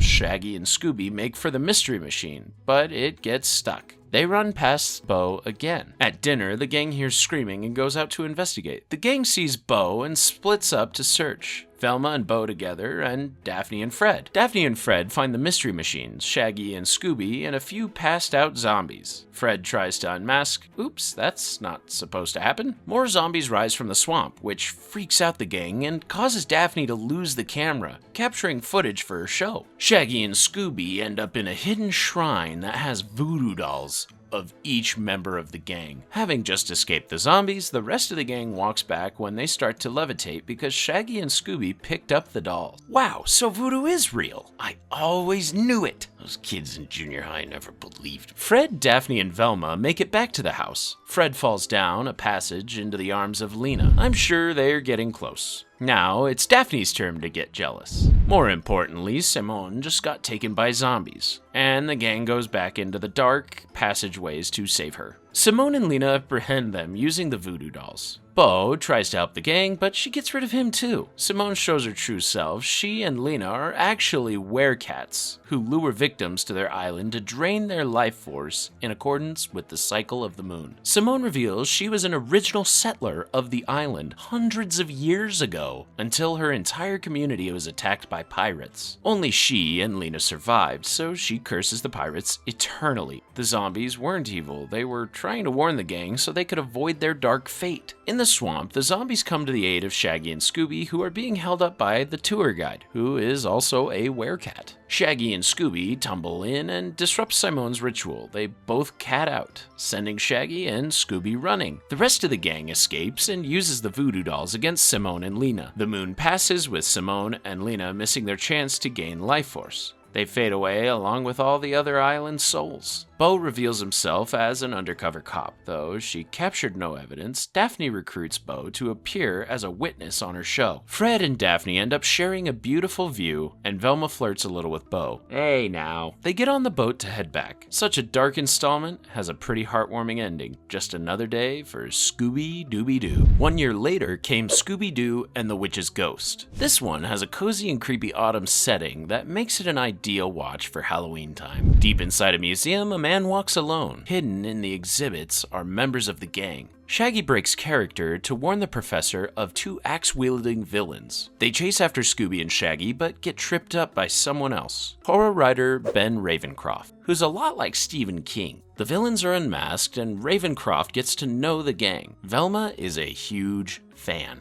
and the feeling is mutual. He invites them back to his home in Massachusetts to visit, so the gang heads to New England. They meet up with Ravencroft, who introduces them to the mayor. The town is extra busy tonight because the Hex Girls are performing at Oak Haven Autumn Fest. They also hear about some spooky goings-on when Mr. McKnight, the town pharmacist, arrives with a witch ghost t-shirt.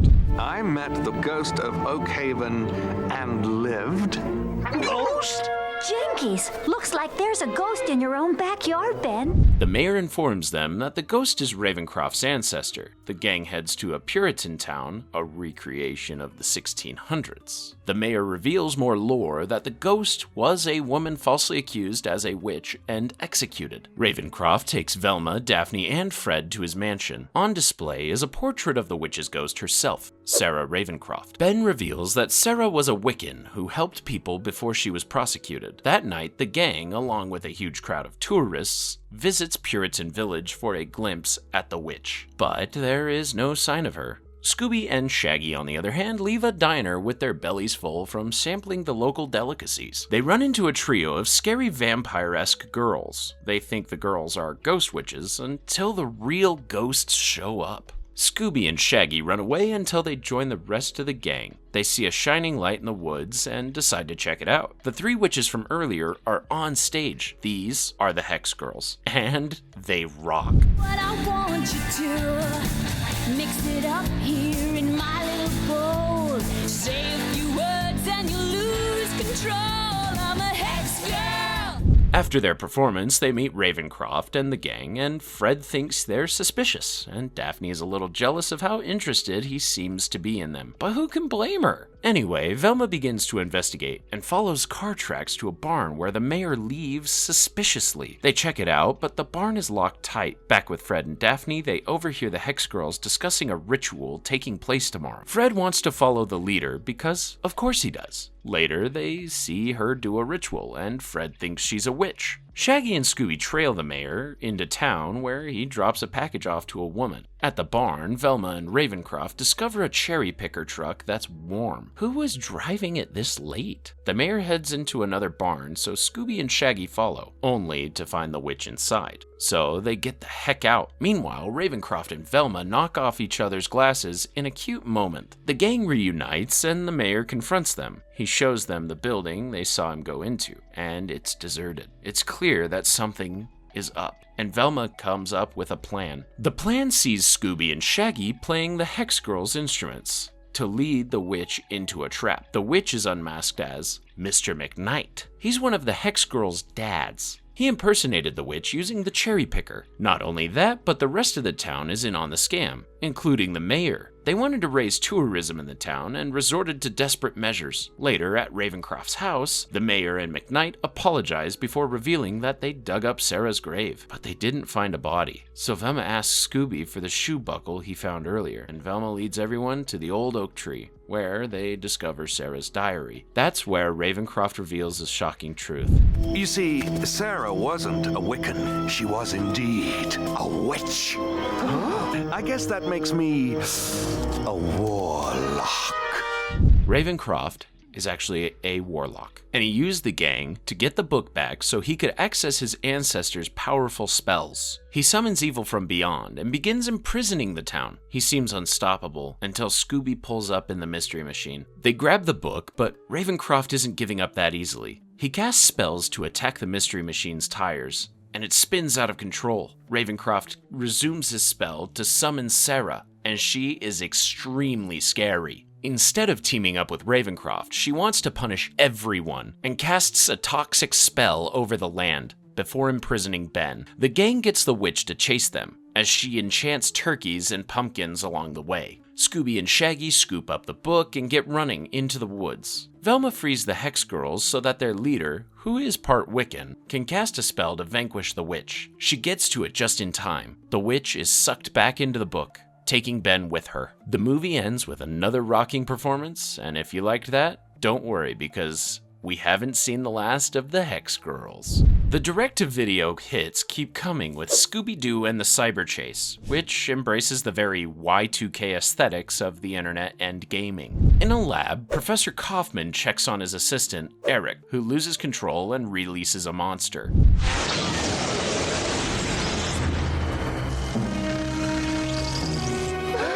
And it's not just any monster, the Phantom Virus, a serious fan favorite haunt. He attacks the lab. Elsewhere, the Mystery Machine travels to the lab to visit their old friend, Eric. Oh, they're in for some bad news. Turns out he's making a game starring the gang. You know, I wonder if it'll be as good as Scooby-Doo Night of 100 Frights. That one was a banger. I remember playing that one growing up all the time. Good times. Anyway, they reach the lab and encounter an angry police officer. He is suspicious of these crazy teens, but still gives them directions. There, they meet Eric and his lab partner, Bill. Professor Kaufman enters and says no one can play the new game until they fix a big problem. The scientists explain that the computer virus appeared physically last night, and it can manipulate electricity. The nerds pull the game up, and it looks totally 2000s. His colleague Bill also shows off his baseball game. Eric demonstrates how he can zap physical objects into the digital space by moving a box of Scooby snacks into the virtual realm and back. Kaufman reveals that during the attack last night, magnets were the only thing that repelled the Phantom. Mystery Incorporated volunteers to locate the Phantom virus, who hid out somewhere in the lab, so Eric can beam him back into the game. While searching the basement, Velma runs right into the Phantom virus. The gang chases him with their magnets. Shaggy and Scooby are over at the commissary. Do these guys ever get full? Back with Fred and the others, they run into the police officer from earlier, who accuses them of trespassing and takes them back to the lab. Scooby and Shaggy give the Phantom a little shock therapy. Are we sure these guys have a medical license? The rest of the gang chases the Phantom as Scooby and Shaggy run, leading to a collision.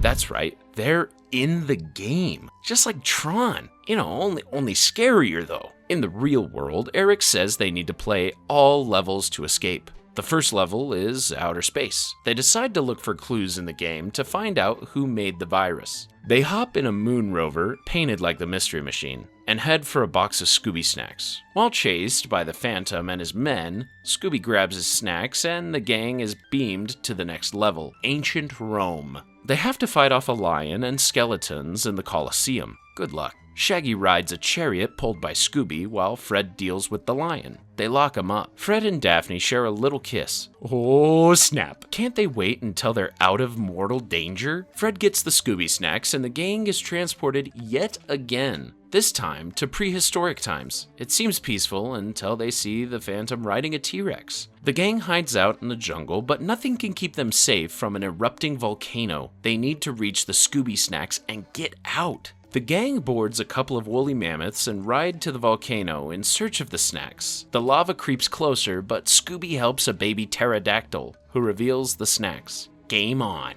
The gang hits multiple locations in quick successions, like underwater, feudal China, medieval times, ancient Egypt, and the North Pole, in a crazy montage, before making it to a city environment. Back in the real world, Eric says that this is the last level and no one has ever beat it, not even him. The gang sees the virus on the street and runs away into a malt shop, where they encounter themselves. Zoinks! You're me! And you're me! Trippy. They scrutinize each other's design, but start hanging out, with Scooby and Shaggy digging into some grub. The games gang has no idea about Virus, who shows up outside the malt shop. The games gang takes them in the Mystery Machine. They all team up to take on the Phantom together. They arrive at a fair and find the Virus at the batting cage. The gangs run away to find our old friend, the Creeper, Aw man. Along with other classic villains like Gator Ghoul and the Tar Monster and old Ironface, who you might remember from earlier. The gang's rogue gallery then attacks them. They try to unmask them, but this time the monsters are real. Wait a second, I think I've said that before. The gang then splits up and each shows down against these freaks in various carnival attractions. In the end, the gang fends them off and only has one more big boss, the Phantom Virus. The cyber gang begins glitching when Shaggy pulls out his magnet from the lab. The real gang realizes they have a weapon and head for the video arcade to vanquish the Phantom once and for all. The Phantom manipulates all the electronic devices, but Fred is able to disable them using a magnet, temporarily of course. Outside, the cyber gang gets cornered by the classic villains on the pier, but Cyber Scoob sneaks in and distracts the Phantom, while the real Scoob goes for the Scooby snack.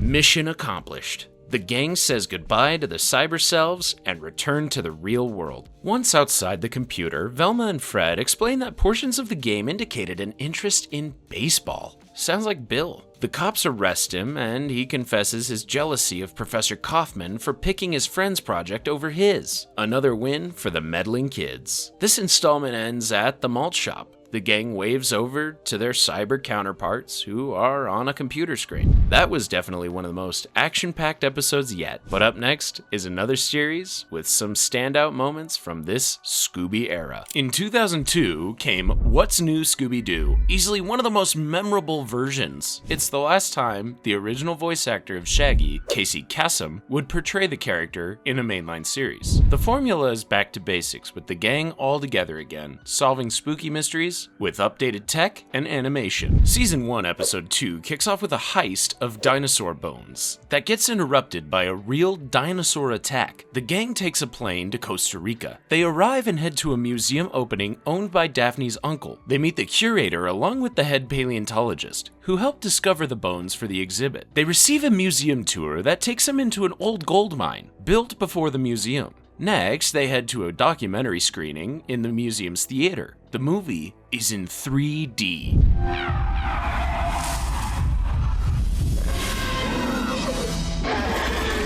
Jeepers, that is so real! Okay, maybe that's 5D, otherwise known as real life. The entire theater runs out screaming as the dino wrecks the museum. The next day, the gang returns. Daphne consoles the museum's curator, but he says the destruction may bring attendance. Their meeting is interrupted by a local from the village at the beginning of the episode, who confronts the curator for his theft of the bones. Later, the paleontologist and the gang head to the jungle, down a mine shaft, and find tracks from the dinosaur. The T-Rex leads Scooby and Shaggy on a zany chase. They lose Rex and regroup with the gang on the surface. The gang goes through each suspect and discovers that the curator is low-key an international con man. Shaggy and Scooby are enlisted to lure the dino. Way to go, guys. Now we'll catch that thing.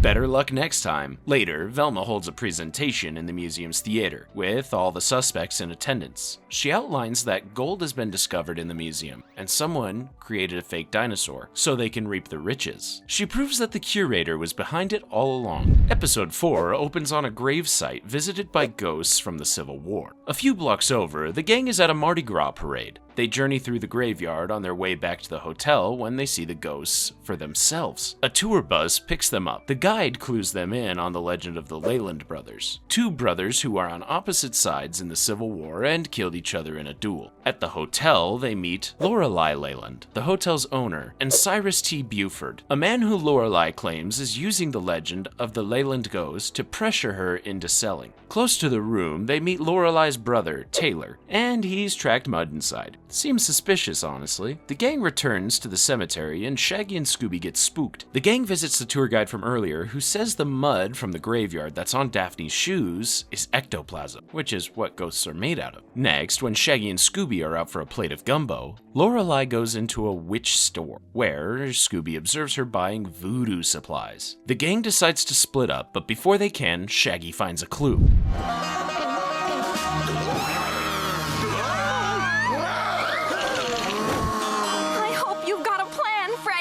Run! Buford is pacing around the graveyard to scope out the land he thinks he's owed. Meanwhile, the gang realizes Daphne is gone. Velma and Fred follow the ghost boot footprints into the graveyard while Shaggy and Scooby stand guard, until they get frightened into the graveyard after them. Next, they call Daphne and locate her from the sound of her ringtone. Outside, Fred rigs up an elaborate trap to pick up the soldiers. Shaggy and Scooby bust Daphne out, but wind up in the trap themselves. The one thing the ghosts don't expect is to get scared themselves.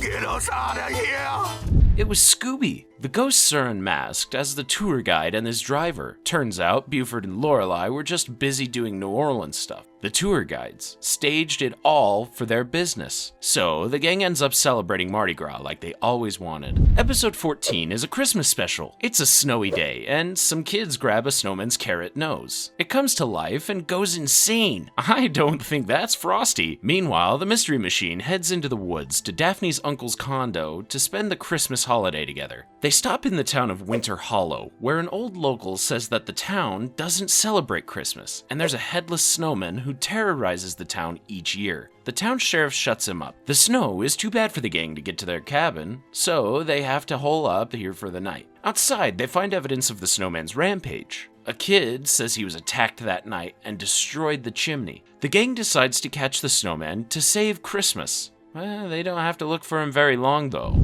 The tracks end right here at this snowdrift.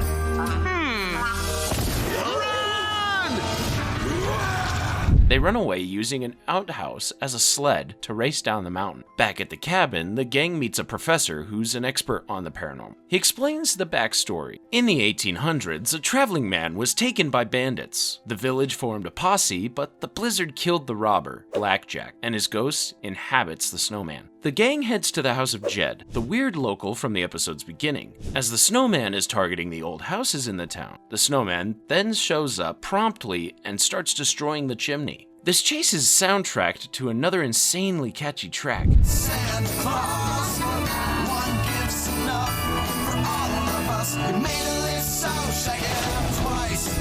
Fred, Daphne, and Velma get out of there, rescuing Scooby and Shaggy from the lake. They see the sheriff in the woods. That's kinda suspicious. Back at the cabin, the gang decides to let Scooby and Shaggy rest up, but the snowman shows up and chases them outside. They lead the snowman right into Fred's trap, which is a bunch of heat lamps. The snowman is revealed to be no one? Oh, it was a robot. The professor! Turns out Blackjack buried gold in a chimney in an old house, and the professor, who was a descendant of Blackjack, set out to destroy each chimney in town to find it. Velma shows outside that the bricks themselves were gold disguised in soot. Instead of jail, the professor is forgiven. It is Christmas after all. And the professor returns the kindness by giving gold to the entire town. I guess Winter Hollow finally gets a holiday. Season 2, Episode 2 finds a group of tourists sneaking into a pyramid at night, only to find a mummy and traps waiting. The next day, the gang goes to meet a group of scientists for an archaeological dig. Shaggy and Scooby get into trouble, and they hear a local mention the curse of the mummy. That night at the campfire, the guide explains that anyone who trespasses on the Pharaoh's land risks his wrath. Right on cue, the old bag of bones shows up.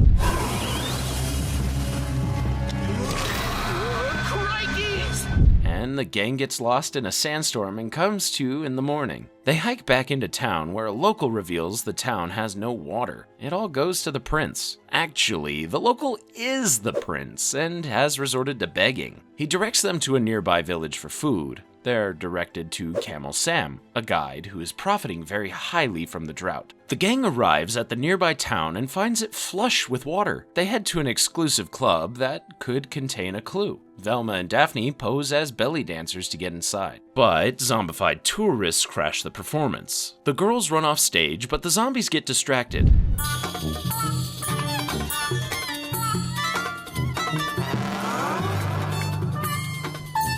No one and I mean no one, expected belly dancer Scoob. The guide from earlier shows up and diverts the zombies away. Outside the club, Velma finds a water pump with pipes heading right for the pyramids. The gang goes inside a pyramid and finds the pharaoh's tomb. Something weird is afoot as the rest of the gang, outside of Scooby and Shaggy, start acting like zombies. This curse sure is powerful. Scooby and Shaggy find a secret room and almost get sucked into closing walls like the tourists at the beginning. The mummy grabs Scooby but suddenly passes out. The gang unmasks, and it was the guide. But he's confused. They see another man leaving the tomb, and he's apprehended. It's the prince. Turns out he created the town's drought, and the zombies were all under his hypnosis. In the end, the town is flush with water again. Episode 9, Simple Plan and the Invisible Man, features the hit band themselves, adding to the series' long tradition of crossovers. Simple Plan is in a tour bus when their car's controls begin moving on their own. They pull off the road and crash. Good thing the gang isn't far off because they're in town to see the band. They find Simple Plan's bus with the band members inside, along with their roadie, Zeke Zillion. The band lets them know about an invisible madman. Sounds like a mystery. Simple Plan gets a ride from the mystery machine, which also goes off the rails as the brakes stop working. Simple Plan puts Scooby and Shaggy up as roadies to haul their stuff into the nearby town for the night. Inside a lodge, they meet Jack Hunter, an investor who owns almost the entire town. The gang passes time with a private concert that totally rocks.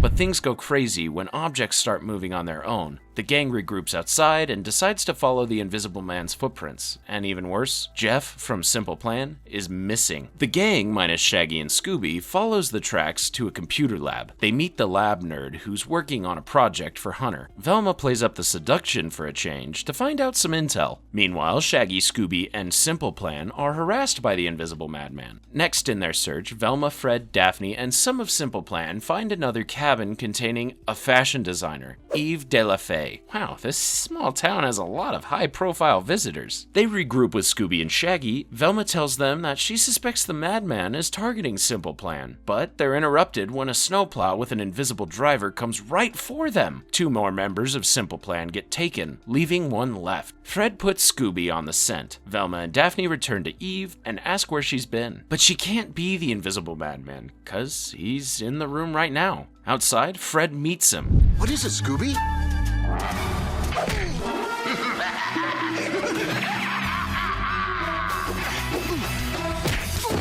Ooh, that's gotta hurt. Scoob drags Fred to safety. The gang hears a weird clicking noise and follows it to a vault holding Simple Plan. Daphne picks the lock and they decide to capture the madman. Simple Plan baits the invisible madman. He shows instantly, leading them on a chase. The madman gets shocked by electricity and is revealed to be Zeke, the roadie from earlier. Hunter the nerd and Eve were all in on the crime too. As a rival band motivated to eliminate Simple Plan to take their place at the concert, they try to play and suck. Well, we can't all be Simple Plan. Season 3, Episode 8 goes back to the putting green. 2 kids participate in their favorite pastime, sneaking into the putt-putt course. The boy hits a great shot into a mechanical clown's mouth, but it comes to life and eats him. Hor.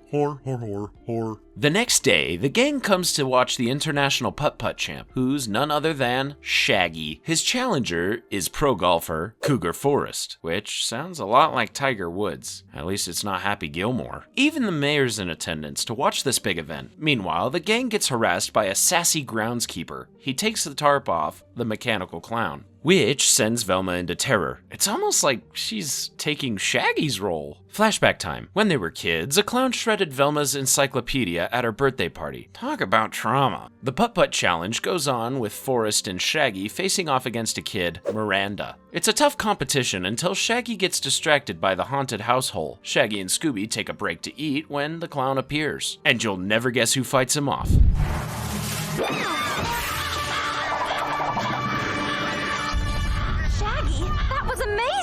That's the bravest thing I've ever seen him do. The game is suspended until the clown mystery is solved. The gang splits up to investigate, with Shaggy surprisingly leading the charge. He really wants to get back to that game. The gang overhears the groundskeeper fighting with the mayor. He wants to play in the putt-putt tournament. They search his room and find a picture of Shaggy.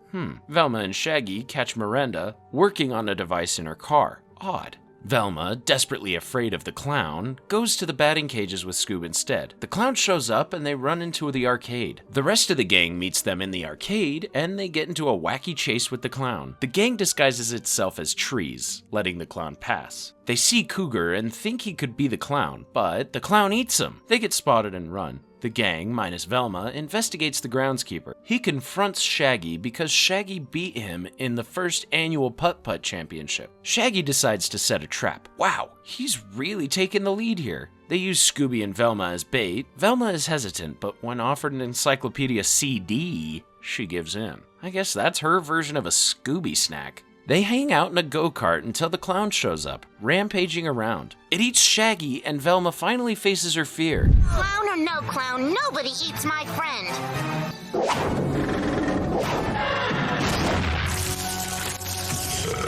The clown is unmasked as the mayor. He wanted to ruin the tournament to get his son, the groundskeeper, to move on with his life. The tournament continues and Shaggy sinks the winning putt. In the series finale, E-Scream, it takes us to the cyberspace. We're in Los Angeles, at the convention center. Inside is a cute toy named Horseman. Okay, maybe they're not so sweet. The gang heads to LA for a video game convention. Everyone, except Velma, is dressed up and ready to do some serious gaming. Daphne makes a great Catwoman.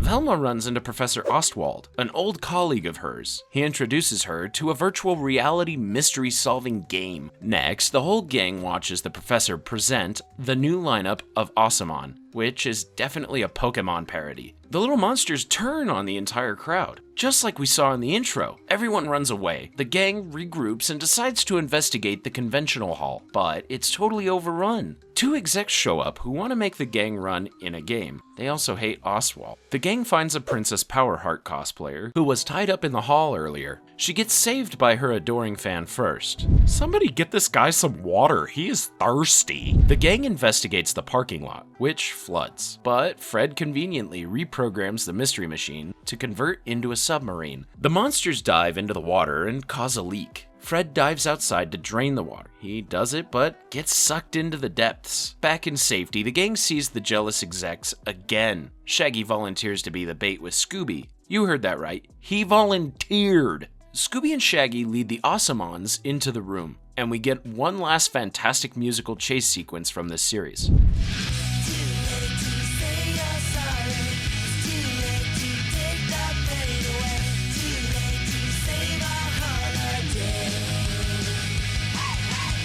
It's no use though, and the entire convention center collapses. Shaggy says joinks instead of zoinks, and Velma solves the mystery. Everything stops. That's right, she never left the virtual reality game earlier. She was able to tell from some of the weird inconsistencies, like Shaggy's catchphrase in wanting to be the bait. She reunites with the rest of the gang and gets freaked out by zombie teens. But they just played too many video games. That ends the Totally 2000 series, but now we're on to Scoob's biggest adventure yet, a Hollywood blockbuster. The live-action movie, simply titled Scooby-Doo, is easily one of the most popular entries. It was written by a future DC boss, James Gunn. Yeah, that's right, this James Gunn, the guy. As an R-rated comedy, which got toned down during production, but some edgy jokes definitely slipped by. The cast here is perfect, with Fred literally played by an actual Fred, Freddie Prinze Jr. that is. Legendary 90s girls, Sarah Michelle Gellar, and Linda Cardellini are Daphne and Velma. Shaggy is played by Matthew Lillard, with such unbelievable accuracy that he ended up inheriting the role in most animated versions from here on out. The gang is mid-case solving, this time against the Luna Ghost. Fred and Velma set a trap with Shaggy and Scooby for bait. Are we sure this isn't another episode of the cartoon? The trap misses, of course, and Shaggy and Scooby end up on a skateboard and lead the ghost on a chase through the toy factory. It ends up crashing into Daphne and a shelf which buries everyone in merch. The mystery machine pulls in, driven by Pamela Anderson, who's playing the owner of the toy factory, along with a mob of adoring fans. Fred unmasks the ghost, who had a crush on the owner. Outside, Velma gets mad at Fred for taking credit of her plan. Shaggy tries to unite the gang, but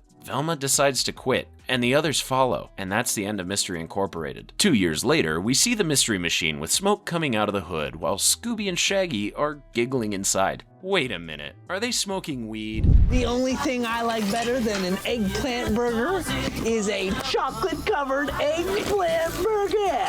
With hot sauce. Ra-cha-cha-cha.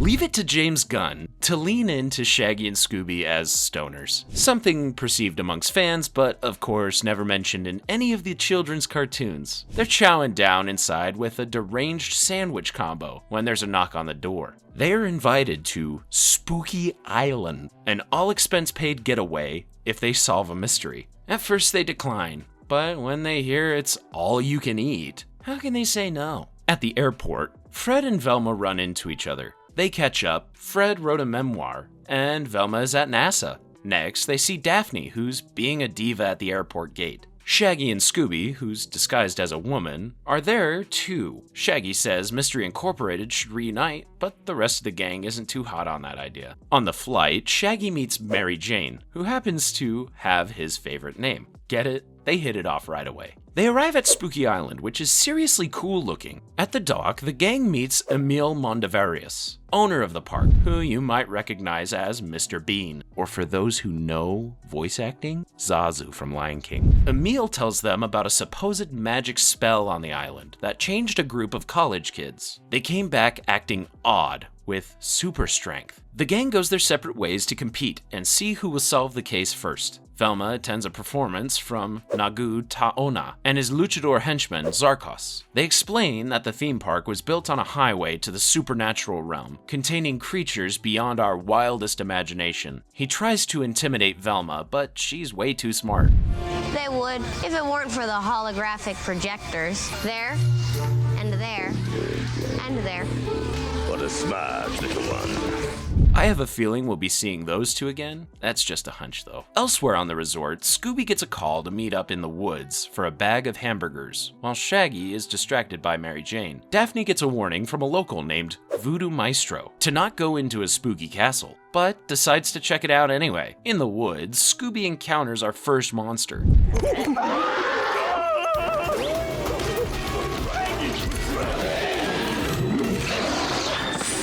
Scooby tries to warn Shaggy, but the creature's gone. So, Daphne recruits Scooby and Shaggy to check out the castle, which is actually a closed ride. She convinces them to help by offering a delicious reward of Scooby snacks. Inside, they find Fred and Velma searching separately. They stick to the old formula and split up. Shaggy and Scooby find a feast. How would that food stay good, though? I guess don't ask too many questions. Fred and Velma are paired up together because Velma felt neglected. There's quite a bit of friction. Daphne tries to go out on her own when the ride comes alive. Oh yeah, oh yeah, oh yeah. Fred gets thrown on the controls and the ride shuts down. Velma opens a secret passage and the gang discovers a classroom with a weird training video. Velma suspects there's a powerful cult leader behind this, but who and why? Elsewhere, Velma steps into a weird pyramid kind of device and takes a puzzle from it. An alarm sounds. Zarkos and his men investigate. The gang poses in suits of armor and escape when the coast is clear. Later, the gang meets Emil in the lobby and outlines their three suspects: Nagu Tauna, the local who sent Daphne to the castle, or Emil himself. Velma investigates the puzzle box. She reads an ancient language inscription outlining a ritual of some kind. She reminisces on the good old days and we flash back. Everything was perfect, except... Scrappy-Doo! Scrappy, for the 1000th time, there's no such thing as ghosts. Sure there are! And when I find them, I'll give them a good dose of puppy power! Ta-da! Oh God, he's peeing on me. I told you we'd see him again. He is not house-trained either. They finally had enough and dumped Scrappy out on the side of the road. I almost feel bad. Almost. Keyword there, almost. Back in the present day, Scooby gets spooked and causes chaos in the lobby. Fred insists there's nothing to be afraid of.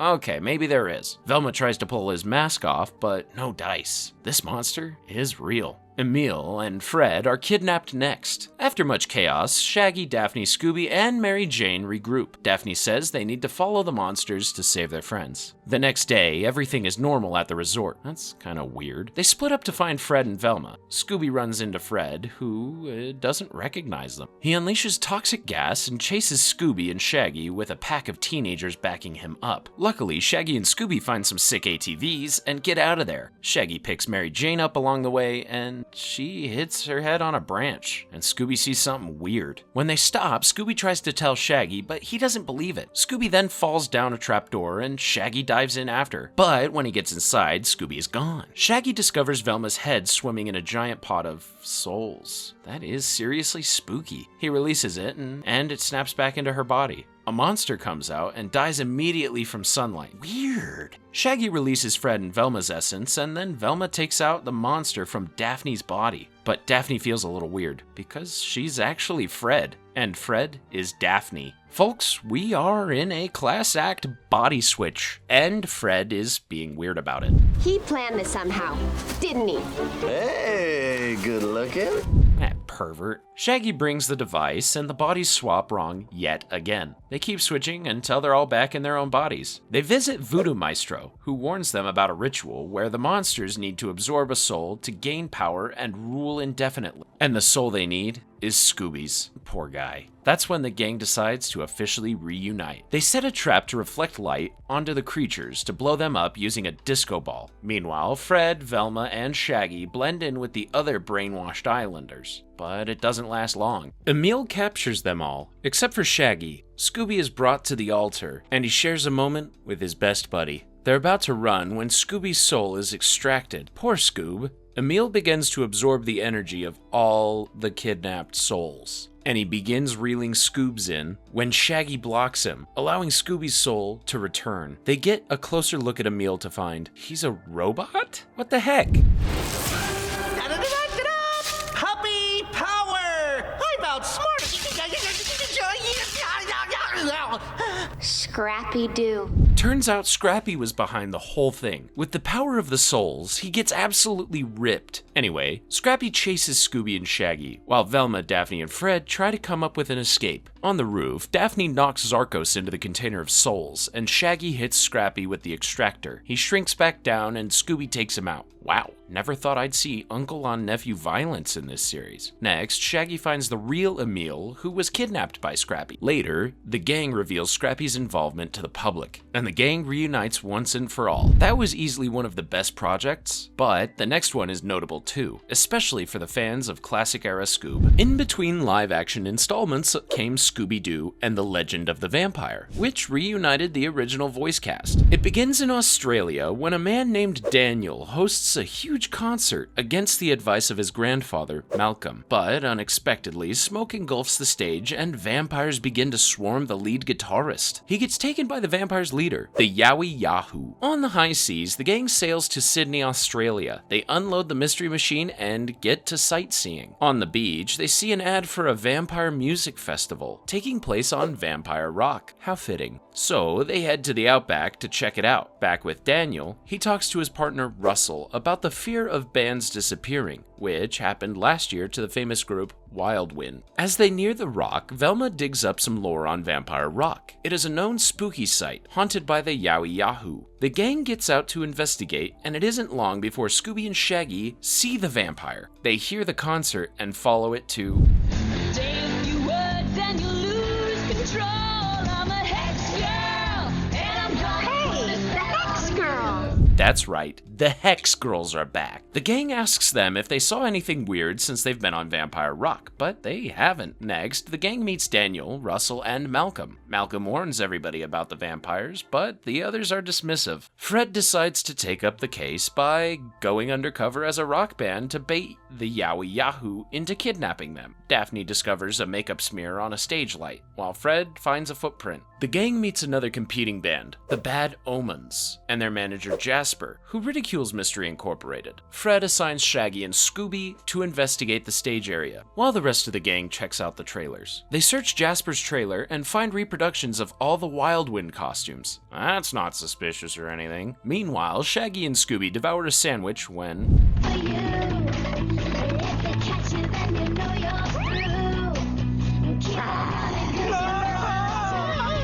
These guys gotta learn to carry some garlic. They lead the vampire on a classic Scooby-Doo chase through the festival grounds, leading them to the Bad Omens rehearsal. The band gets swooped by the Yowie Yahoo and his minions. Scooby reports back to the rest of the gang that the vampire minions looked just like Wild Wind. Could they have been turned into vampires? Jasper shows up next, distraught. Fred suggests keeping watch of the Hex Girls and Russell. Scooby and Shaggy don't want to, but when a Scooby snack is on the table, how could they say no? That night, another band named Two Skinny Dudes pull up to the competition. Somehow, they haven't seen any vampires. Interesting. The next day, the gang visits Malcolm to see what he knows about vampires. He takes them on a boat trip and explains that sunlight and dingoes are the only things that can destroy vampires, and that the Yowie Yahoo is seeking to control more and more people. That night, at the Hex Girls show, they get a surprise visitor.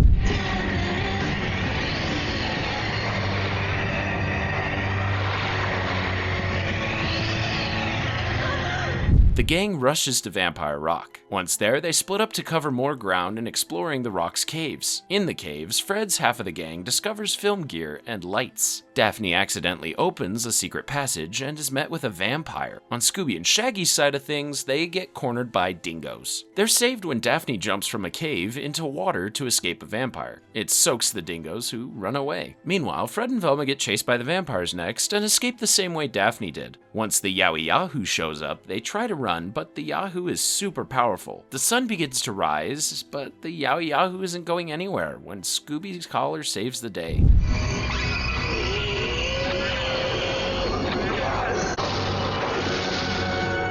Phew, that was a close one. But the gang isn't out of trouble yet. Wild Wind seems immune to the sun. They chase after the gang, but Daniel helps with an innovative trap. Fred hoses the vampires to reveal Two Skinny Dudes and Russell. What? Velma explains she realized they weren't vampires when they showed up on film. You can't capture vampires on camera. Two Skinny Dudes and Russell are unmasked again as the original Wild Wind. Double what? They reveal that when they lost the contest last year, they disappeared and came back for revenge, and to pave way for a Wild Wind comeback. Wild Wind disappeared, the Bad Omens to the Great Barrier Reef for a diving competition. Next, the Hex Girls show up and reveal that they were abandoned in the outback when they refused to go along with Wild Wind's plan. The Yowie Yahoo himself is revealed to be a hologram controlled by Wild Wind 2. Wow. This has to be one of the most elaborate schemes in Scooby-Doo history. With all the other bands out, only one remains. The one, the only, the Meddling Kids. And they rock.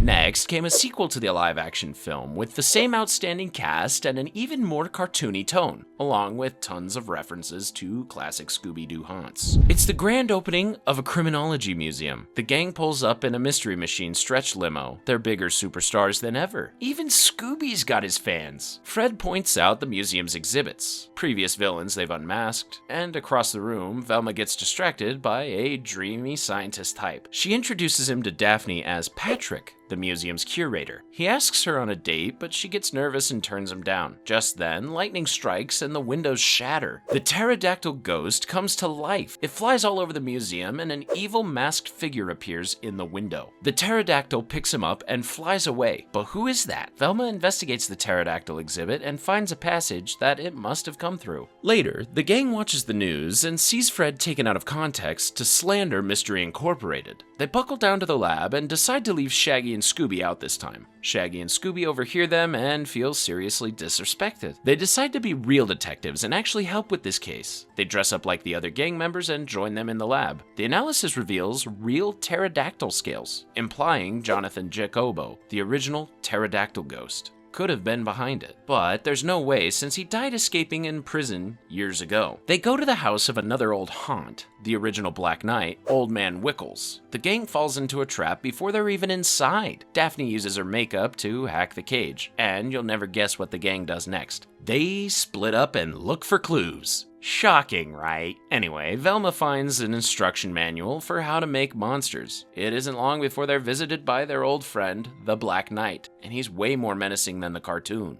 Daphne and Velma try to fight him off, but it's no use, so they run away. Later at headquarters, Velma realizes monsters have to be created using randomonium, which can only be found in silver mines. Patrick shows up at the headquarters door, and Velma panics, but Daphne gives her a glow-up. If that awakens something in you, you definitely grew up in the 2000s. Anywho, elsewhere, Shaggy and Scooby follow a note they found at Withers to a seedy bar called the Faux Ghost. Tons of guys who disguised themselves as monsters in the past hang out there. It seems to be their favorite haunt. Get it? Anyway, Scoob and Shaggy come crashing in. They encounter Old Man Wickles at the bar. He tells them it's time to move on, but he still holds a deep hatred for Mystery Incorporated. Scoob cuts a rug on the dance floor and his wig falls off, and the disguises are blown. They barely make it out. Meanwhile, Daphne drives Velma and Patrick back to the museum to find that it's been robbed. All of the costumes are gone. Fred gets caught in another embarrassing interview. Daphne thinks the reporter could be the masked figure, but she's quickly disproven when he shows up. Scooby and Shaggy follow Wickles to the mine. They try to be stealthy, but it isn't long before they run into a monster. The rest of the gang arrives at the mine to find Old Man Wickles pitching a mine theme park to investors. The children yearn for the mines. Back with Scooby and Shaggy, Scoob drinks a potion that turns him into a monster. Shaggy wants to help and thinks drinking a potion will do the trick. Why? Because he's really dumb. Like really, really dumb. There's some unintended consequences though, as they are transforming into various forms. Scooby is even briefly Taz from Looney Tunes. The rest of the gang hears the commotion and finds Scooby and Shaggy, who turn back to normal just then. The gang discovers the costumes rigged up to be animated. Velma realizes Patrick is the one behind it all, but there's no proof. Scooby and Shaggy mess around with the controls for the machine housing the costumes, and surprise, surprise, they come to life. I guess the monsters are, wait for it, unleashed. The gang grabs the control panel and gets out of there with the monsters in hot pursuit. They better hurry though, because the monsters are causing serious chaos. The masked figure appears and demands the gang turn themselves in or he will keep harassing Coolsville. Later, Mystery Incorporated returns to their old high school clubhouse and reminisces on the good old days. It really looks nice when you leave out all the parts that involve being terrified by monsters. That's when Velma realizes one of her old devices can be rewired to change the monsters back, but they have to go back on the run while they're being visited by the ghost of Captain Cutler. The gang arrives back at the mine to find the Black Knight waiting for them. Fred distracts him by charging on a motorcycle while the others run inside. Velma puts Scooby and Shaggy up to trigger the device to get rid of the monsters. She gives them a pep talk and they get running. Outside, Fred and Daphne explode the Black Knight and Electric Ghost. Meanwhile, Velma goes on the run from those eye monsters and discovers a shrine. Too bad she lost her glasses in the fall and has no idea what she's looking at. She puts them on to find Patrick there. He tells her he's trying to solve the mystery. She does not trust him though and takes off, but she falls from a platform. He holds her, but she's scared. She ends up trusting him and he pulls her up. Their reunion is interrupted by the return of the pterodactyl ghost. The gang reunites and heads for the control room. The masked figure corners them. They toss the device back and forth as tar monster surrounds the whole gang. Using some quick thinking, Scooby saves the day. Scooby places the device back in its slot and turns the monsters to dust. The masked figure falls through the same platform Velma did earlier. He's unmasked as Heather Jasper, the news anchor who is negatively covering Fred. She teamed up with Jonathan Jacobo, who didn't actually die from his fall. Velma and Patrick decide to date, Fred and Daphne kiss, and Scooby and Shaggy act like fools. That's the gang we know and love. Fans didn't have to wait long for more Scoob action. Only 1 year later came Where's My Mummy, which, fun fact, was the last Scooby movie to be released on VHS. And if any millennials watching feel old, sorry not sorry. Let's go back to 41 BC. There's an epic battle. We're clued in as Cleopatra narrates an attack from the Romans. She flees to the pyramids and seals herself away with the remnants of the Egyptian Empire. She also casts a curse. Sounds like a mystery that needs solving. In the present, Velma participates in an archaeological dig on the Sphinx.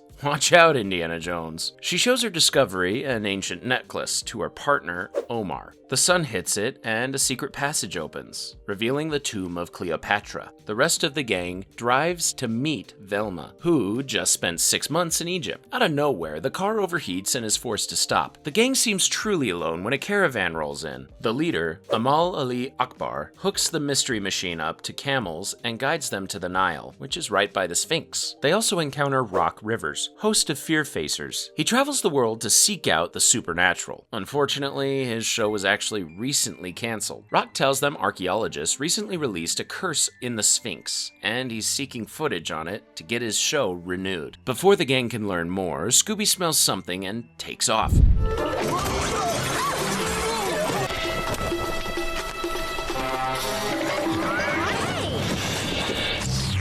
Scooby? Wow, he really missed Velma. The gang reunites and Velma introduces them to Omar. Their tour of the Sphinx is interrupted by the arrival of military cars. It's Dr. Amelia von Butch, a corrupt archaeologist. She storms Cleopatra's tomb and starts blasting her way through with explosives. This triggers the curse and a massive sandstorm rolls in. The gang ends up in the tomb and finds Omar turned to stone, but Von Butch and her crew still don't believe in the curse and continue their reckless expedition. What are they, stupid? Meanwhile, the gang is confused. The curse is only supposed to affect those who are enemies of the tomb, so why is Omar frozen? Fred wants to find out, but Velma says this is too dangerous. She gives in and searches Omar's journal for clues. Shaggy and Scooby get spooked and trigger a trap that causes them to get separated from the rest of the gang. Shaggy and Scooby dig around the tomb, but they're not alone.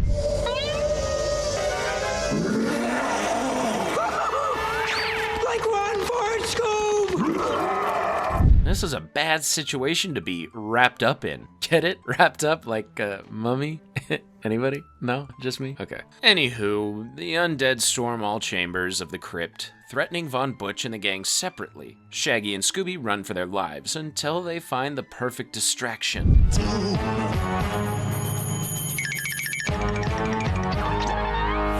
I can't believe that worked! Shaggy and Scooby then fall into a sarcophagus that gets swallowed by a whirlpool, and Scooby's collar falls off. Oh, that escalated quickly. They resurface in an ancient Egyptian cult, who thinks Scooby is a pharaoh who was prophesied to return. Over with Fred, Daphne, and Velma, they run into Rock, who's still grabbing footage. Von Butch shows up next, but they're interrupted by Cleopatra, who unleashes a plague of locusts. Daphne and Fred manage to board a motorcycle and escape, leaving Velma, Scooby, and Shaggy in the tomb. Scooby as Pharaoh Ascubus, and Shaggy have a giant feast, but little do they know the society's leader, the priest, Hotep, has sinister plans. Shaggy and Scooby are brought into an area, and Hotep says Scooby will sacrifice himself to the Scarab of the Sand. Some honor. Shaggy and Scooby manage to mount a daring escape and get some serious air on the way out.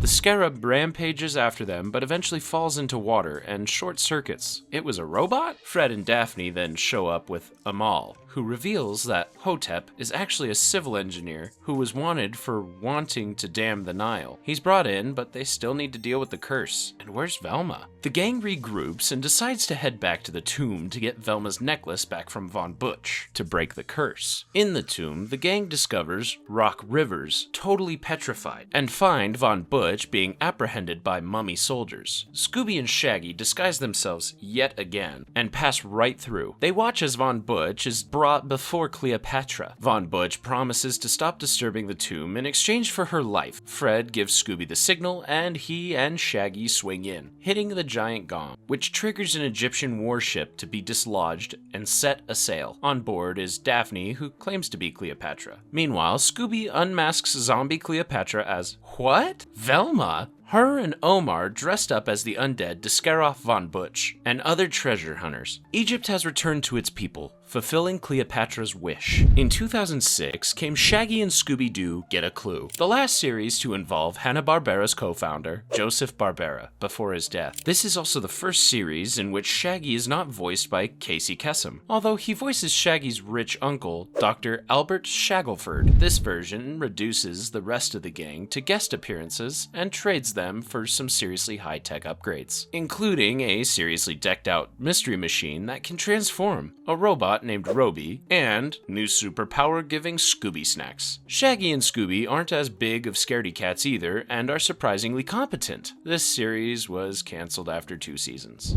2010 brought Scooby-Doo Mystery Incorporated, one of the most unique takes on the world. It's the first serialized installment where the characters have relationships that grow and change. It's also a bit of a prequel, focusing on the gang's early days in their hometown, Crystal Cove, with the horror elements taken seriously and the occasional real monsters. It also goes out of its way to homage other iconic sci-fi and horror series like Twin Peaks, A Nightmare on Elm Street, and Saw. This series is also notably the animated debut of Matthew Lillard, who played Shaggy in the live-action film, a role he would continue pretty much exclusively from here on out. In addition to solving traditional cases, the gang uncovers dark secrets that are hidden from their town's past. Over the first season, they receive cryptic hints from a faceless man known as Mr. E. Get it? Like mystery? One thing getting in their way, that isn't present in the other versions, is romantic angst. Shaggy has a relationship with Velma, but still focuses more on his bro time with Scoob, leading to some strife. Daphne wants Fred, but he's more interested in the mysteries and struggles to come to terms with his crush on her. The second season focuses on the return of the original Mystery Incorporated team, a group of teens with a creepy-looking, talking parrot named Pericles. They disappeared years ago, but have resurfaced, causing a bitter rivalry with the gang. Both sides compete for pieces of a map that leads to a cursed treasure beneath the town. During this infestation, both gangs discover that many teams of mystery solvers have previously lived in Crystal Cove. The series ends with the main gang defeating the evil entity that cursed the town. They wind up in an alternative universe and head off to university. A very unique take. Honestly, it's too bad it didn't last long. 2015 brought Be Cool Scooby-Doo. This incarnation is set over summer break and has a new art style. Any continuity from Mystery Incorporated was dropped. This version has the creepy elements severely downplayed and sidelines Scooby with minimal dialogue. Outside of that, it was business as usual. And despite 52 episodes over 2 seasons, the show didn't really make a big splash. Time for another epic crossover, this time with the Dark Knight himself, in Scooby-Doo and Batman the Brave and the Bold. This isn't the first time they met Batman though. The Adam West incarnation was a guest all the way back in the new Scooby-Doo movies. We find the gang mid-case with Shaggy leading a ghost puppeteer into a trap.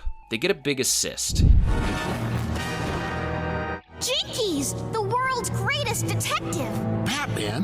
What are you doing here? He tells these crazy teens to go home, but Fred stakes his claim as a world-class mystery solver. After a wild chase, the villains are unmasked as Martian Manhunter and Detective Chimp, 2 powerful superheroes. Turns out this was all a test from Batman. The superheroes invite Mystery Incorporated to join the mystery analysts of Gotham. In Gotham, Batman deals with the Riddler, Catwoman, and Killer Croc. Batman gets help from Aquaman and The Question. They defeat the baddies. Batman and The Question then go to the Alliance meeting, leaving Aquaman out. Sorry, detectives only. Meanwhile, the gang drives to the meeting, while Velma tries to guess Batman's secret identity for fun. They reach the meeting location, crack the codes to get in, and arrive at a seriously high-tech room. The gang meets some other members, including Plastic Man and Black Canary. The gang is invited to select a new case, so they ask about Batman's only unsolved mystery, but Batman shuts it down. They are then interrupted by Aquaman in a flimsy detective disguise, but this version of Batman is a bit of a softie, and he allows Aquaman to stay. Batman then receives a crime alert on a robbery at a toxic storage facility with Mystery Incorporated, taking the lead. They all go to check it out. At the facility, Batman has Manhunter scan the room for life,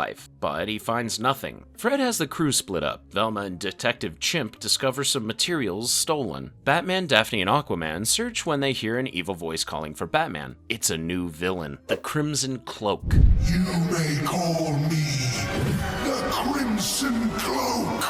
He wants revenge on Batman, and we don't know why. He causes mass destruction, but the heroes help the gang escape. Batman sends the gang to the malt shop where the powerful heroes clean up. At the shop, a cop comes to investigate the theft and thinks the gang could be suspects. He wants to arrest them, but Batman steps in and sends them away. Batman has no idea who the Crimson Cloak could be. He then reveals details on his only unsolved case. In his first year, Batman encountered Professor Milo doing an illegal teleportation experiment when Milo's assistant, Leo Scarlet, got sucked into the portal and killed, which is Batman's only loss of life in this version. If only he knew what Snyder had in store. Anyway, Mystery Incorporated thinks the Crimson Cloak has to be related to Scarlet. Daphne then realizes one of the other lab assistants' names is an anagram for Edward Nygma, tying this case to the Riddler. They head to Arkham Asylum, where Batman questions the Riddler. The Riddler doesn't say much, except for the fact that the Crimson Cloak is coming for Batman. Shaggy and Scooby find the cafeteria, while Crimson Cloak appears and attacks Batman and the rest of the gang. Even worse, he unlocks the cell doors, unleashing all of the big baddies of Gotham. In the cafeteria, we have Harley Quinn, Poison Ivy, Two-Face, and other crooks coming for Shaggy and Scooby. Two-Face throws food at the duo, who duck just in time, leading to a supervillain food fight. Batman gets the gang out of there. Next, the gang and Batman return to the Mystery Machine to find the same cop from earlier investigating Batman and the gang, with the analysts backing them up. The gang and Batman are ordered to be arrested, but Batman throws a smoke bomb and gets to the Mystery Machine. Scooby takes them on a wild ride.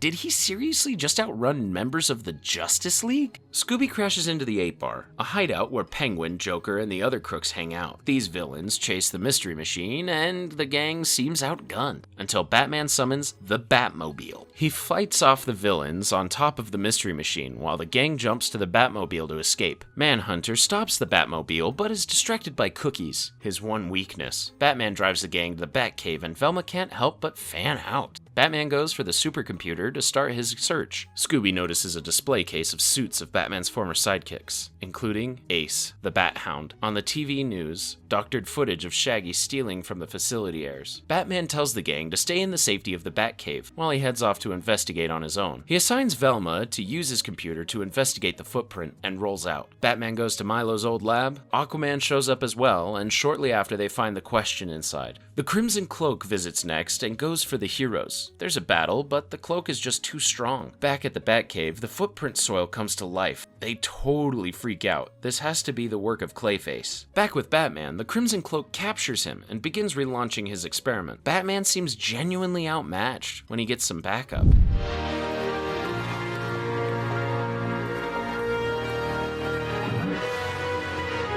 Bat Gang has arrived! And that's right, they are super. Next, the Crimson Cloak throws some soil that takes the shape of various villains. They chase the gang, and the meddling kids seem done for good. Fred launches a final trap, the Bat Dehydrator. It makes the cloak into dust. Velma rehydrates the captured dust to reveal it to be Clayface. He was offered a cure for framing the gang by the Riddler, who was never at Arkham to begin with.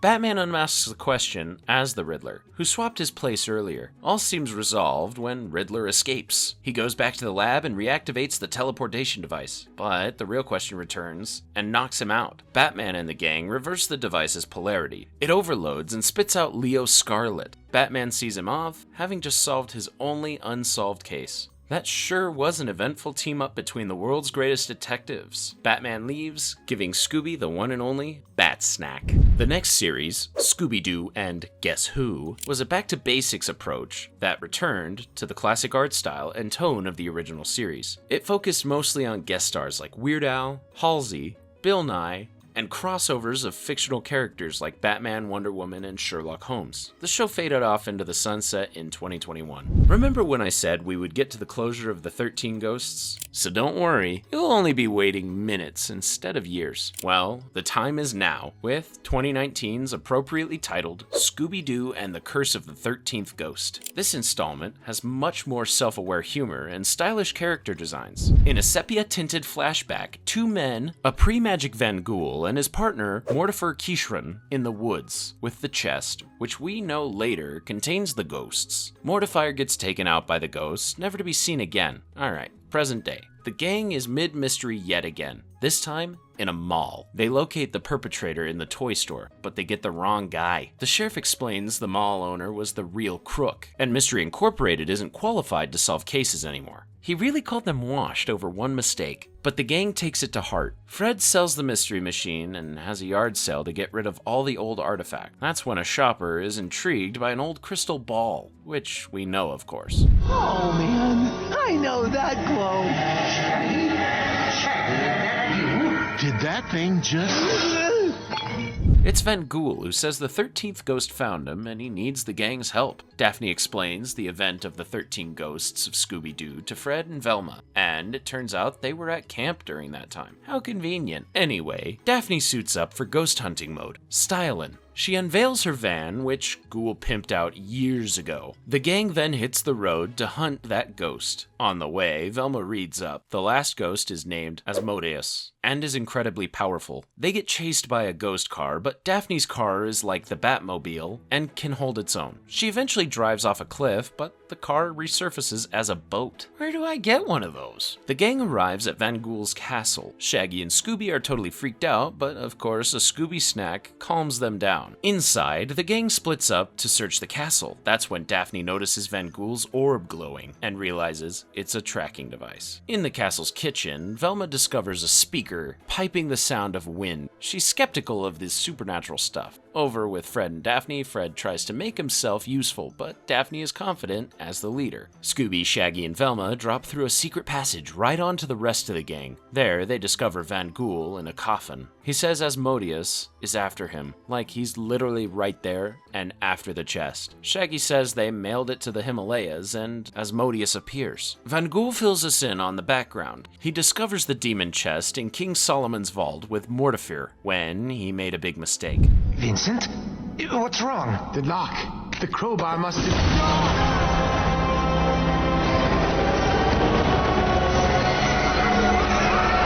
After that, Van Ghoul and Mortifer tracked the ghost down until they got re-released in the 80s. Van Ghoul also reveals that Mortifer died in the search of the ghosts. They then hop in Van Ghoul's jet and head for the Himalayas. Once they land, they notice the man from the yard sale. He sprints towards the temple when he sees the gang. Fred and Velma go into the village post office to look for the package, while the others follow the yard sale guy, but they lose him. Even weirder, the ghost car is back in the mountains. It causes an avalanche that sends the gang packing. In the mailroom, Fred gets trapped by none other than our old friend, Flim Flam, whom neither has never met. Velma mentions the chest of demons, and Flim Flam says he knows where to go. Later, Van Ghoul, Daphne, Shaggy, and Scooby ride a sign as a sled into the temple. They ask Van Ghoul to use magic to open the door, but he can't, and they crash. Flim Flam takes Fred and Daphne to the chest, but it turns out to just be a cooler. That's right, Flim Flam got into selling merch based on the iconic chest. Flim Flam then shows them the real goods.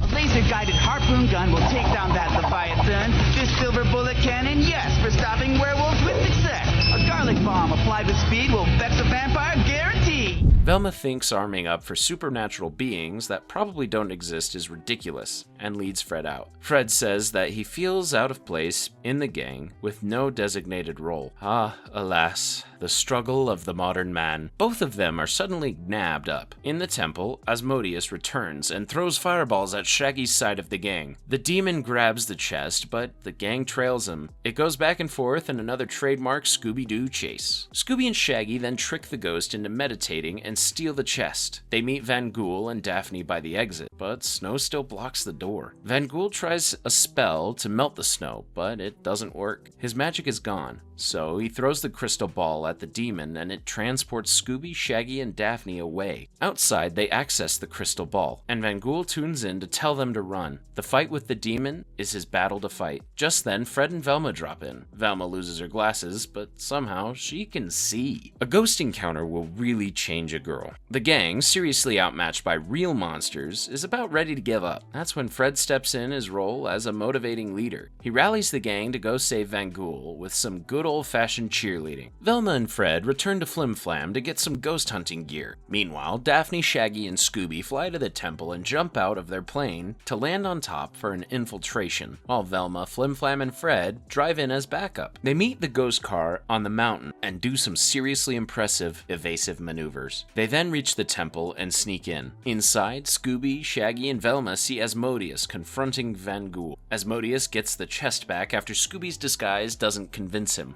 Scooby, Shaggy, and Daphne finally reunite with Flim Flam. Well, I guess the gang's all here. Except Scrappy. What's a Scrappy? Hey, bud, we don't talk about Scrappy. They find Van Gool severely weakened as Asmodeus goes to open the chest. That's when Velma realizes the chest can only be opened by the living, which means Asmodeus is an imposter. Turns out it was Mortifier, Van Gool's old partner. He wanted to sell the relic and get hella money. Next, the yard sale man arrives, who turns out to be an undercover Interpol agent. Twist after twist after twist. They open the chest, and it's one of the fakes sold by Flim Flam. Mortifier then escapes in the ghost car, triggering an avalanche. That's kinda dark. The true 13th ghost ends up being one of Van Gool's ancestors, who protected him as a guardian angel. Mortifier is approached on the other side of the mountain. The gang gets ready to go when Velma finds a real chest of demons in Shaggy's luggage. It was there the whole time. Well, she's gonna open it, but decides not to in the end. The gang flies away and decide to call off their retirement. 2019's Return to Zombie Island takes the gang to the scene of their darkest mystery. Let's see if this installment lives up to the scares. We find the gang mid-chase running from a vicious werewolf. Wolfie walks right into Fred's trap and is unmasked. Nice. Later, in a fun montage, the gang catches multiple monsters, some of which you might recognize. Afterwards, they celebrate, and Scooby leans on the mystery machine a little too hard, rolling into endless darkness. Fred wakes up. What a nightmare. He's really at the malt shop with Daphne and Velma, who remind him that he sold the mystery machine once Mystery Incorporated closed. Velma tells Fred that she runs a true crime blog now, while Scooby and Shaggy are busy eating sandwiches. The gang hears legends of a new haunt and wants to take up the case, but Scooby and Shaggy are not so interested. They're sick of being used as bait, and who could blame them? Shaggy gets the gang to take an oath to never solve mysteries again. Next, the sheriff from the 13th Ghost movie visits the gang and tells them to leave the mystery solving to the pros. Wait, didn't they prove he was wrong and decided to go back to solving mysteries in that movie? Like zoinks! It's a continuity error! Later, Scooby, Shaggy, and the gang tune into an episode of Elvira, where they're drawn in to win an island vacation. Daphne thinks it's way too convenient though, but everyone else is excited. After a few days, the gang gets on a ship and heads to the island. On the ship, Fred notices something weird in the water, and Daphne points out how none of the trees make sense in the tropical environment. But they don't investigate further. They visit the captain, who says this is his last trip due to zombies. I think we may have reached our sausage limit for the day. No, not those zombies. The ship arrives, and the captain warns them to be back before sundown tomorrow. The gang gets off, and the islanders tell them to get out. But the gang is oblivious. They hop in a non-mystery machine van and drive to the getaway, but it turns to chaos when something in the woods slashes a tree which falls and blocks their path. The gang wants to investigate, but assures Shaggy that they will keep their promise. We will see about that. Outside the van, they find the tires are slashed, but they keep ignoring it. They arrive at the resort, Moonstar. Kinda close to Moonscar from Zombie Island.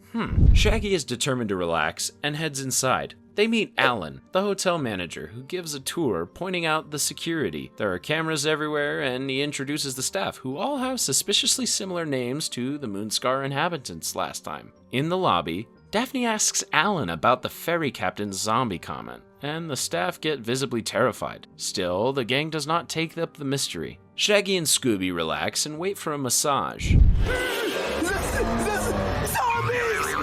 Zombies!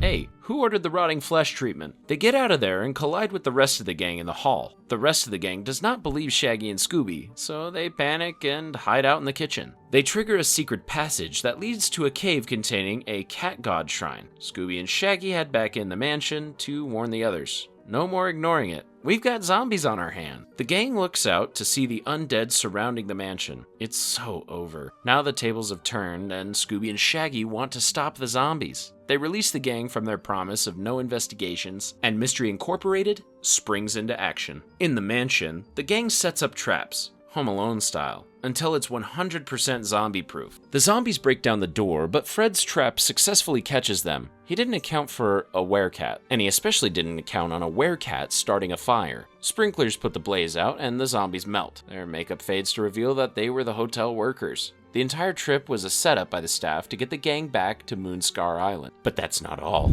That this isn't just a hotel. This is a location, and we are in a movie. Cut! Cut! Alan turns out to be a movie director who cast the gang secretly in a film where the gang resolves one of their famous unsolved mysteries. Alan reveals he found Simone's old cat pendant too. They agree to be in the film. Are we sure this isn't a sequel to Scooby Goes to Hollywood? The gang films a scene and the Mystery Machine, with tricked out wheels, comes roaring back. The new Mystery Machine was driven by Severe, the stuntman. The film progresses with the gang being pretty disruptive. Later, Velma finds a cat hair and decides to solve this thing once and for all. She heads out into the woods alone, but comes back quickly when she sees the glowing eyes of vicious house cats. They swarm the set, giving Alan some good material. Next, cat people come from the woods. The gang decides to try to make the ferry and leave the island. The gang reaches the dock to see Alan burning it down, along with the ferry. He's insane! The new Mystery Machine is about to burn too when Fred finally gets to do a stunt.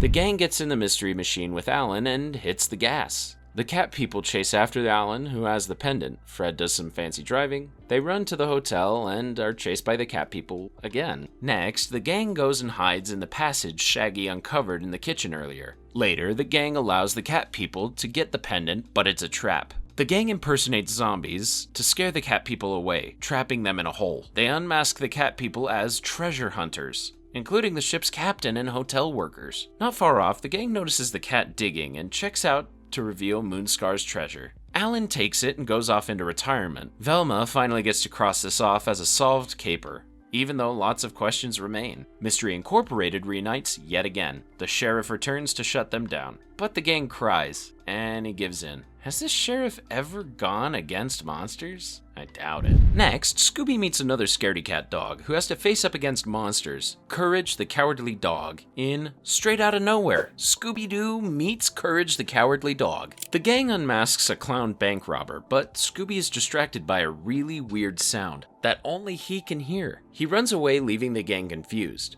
They get in the Mystery Machine to track him via a chip in his collar to the middle of nowhere. Inside Courage's home, he has the same problem as Scooby. He can hear something. Courage goes outside and bumps directly into Scooby. Just then, evil cicadas raise from the ground. That's when the gang arrives in style, running the bugs down. They then get out of the Mystery Machine and study these big bugs. Courage's mom, Muriel, then invites the gang into her home, and they also get to meet Eustace, who is a world-class hater, as always. Muriel gets to know the gang in the kitchen, when a giant hair monster sprouts from the drain and tries to swallow Courage whole. Scooby comes in for the assist. They settle in for some of Muriel's famous baking, until a giant cicada attaches to Shaggy. Muriel unexpectedly steps up as the biggest badass of the lot and fights the fly off. Yeah, the gang is not ready for the insanity of the world of Courage. Everyone goes to the living room when there's a knock on the door. Daphne opens an invitation to a dinner with the mayor of nowhere. They head out and Eustace takes the dogs in his car, while Muriel rides with the Mystery Machine.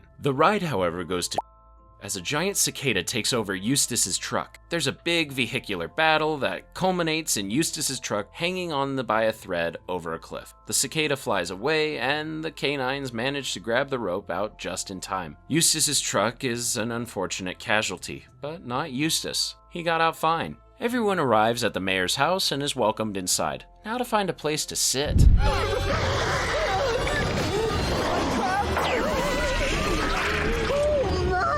Yikes. The mayor then opens the door where they escape just in time. He gives them a tour and they end up eating dinner together. The gang asks him about the giant cicadas, but he doesn't seem to think it's that odd.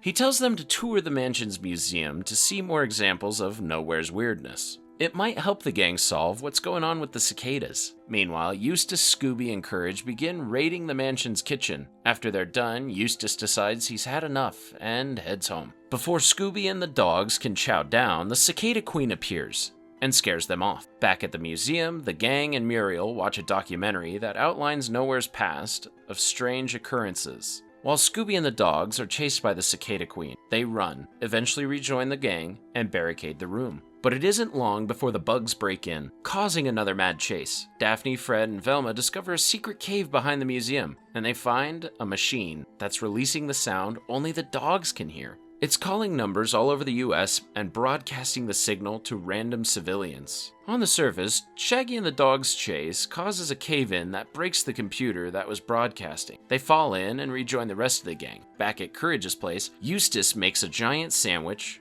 when he's visited by one of the people who had been broadcasted to, who gives him a pile of gold, and another, each of them giving him more and more money. He lives it up. If you ever wondered what it's like to hear Eustace rap, strap in. The history of my income, it's a mystery where it came from. But the bottom line's a face like mine's worth a nooka-booga million in the bank, son, out of nowhere.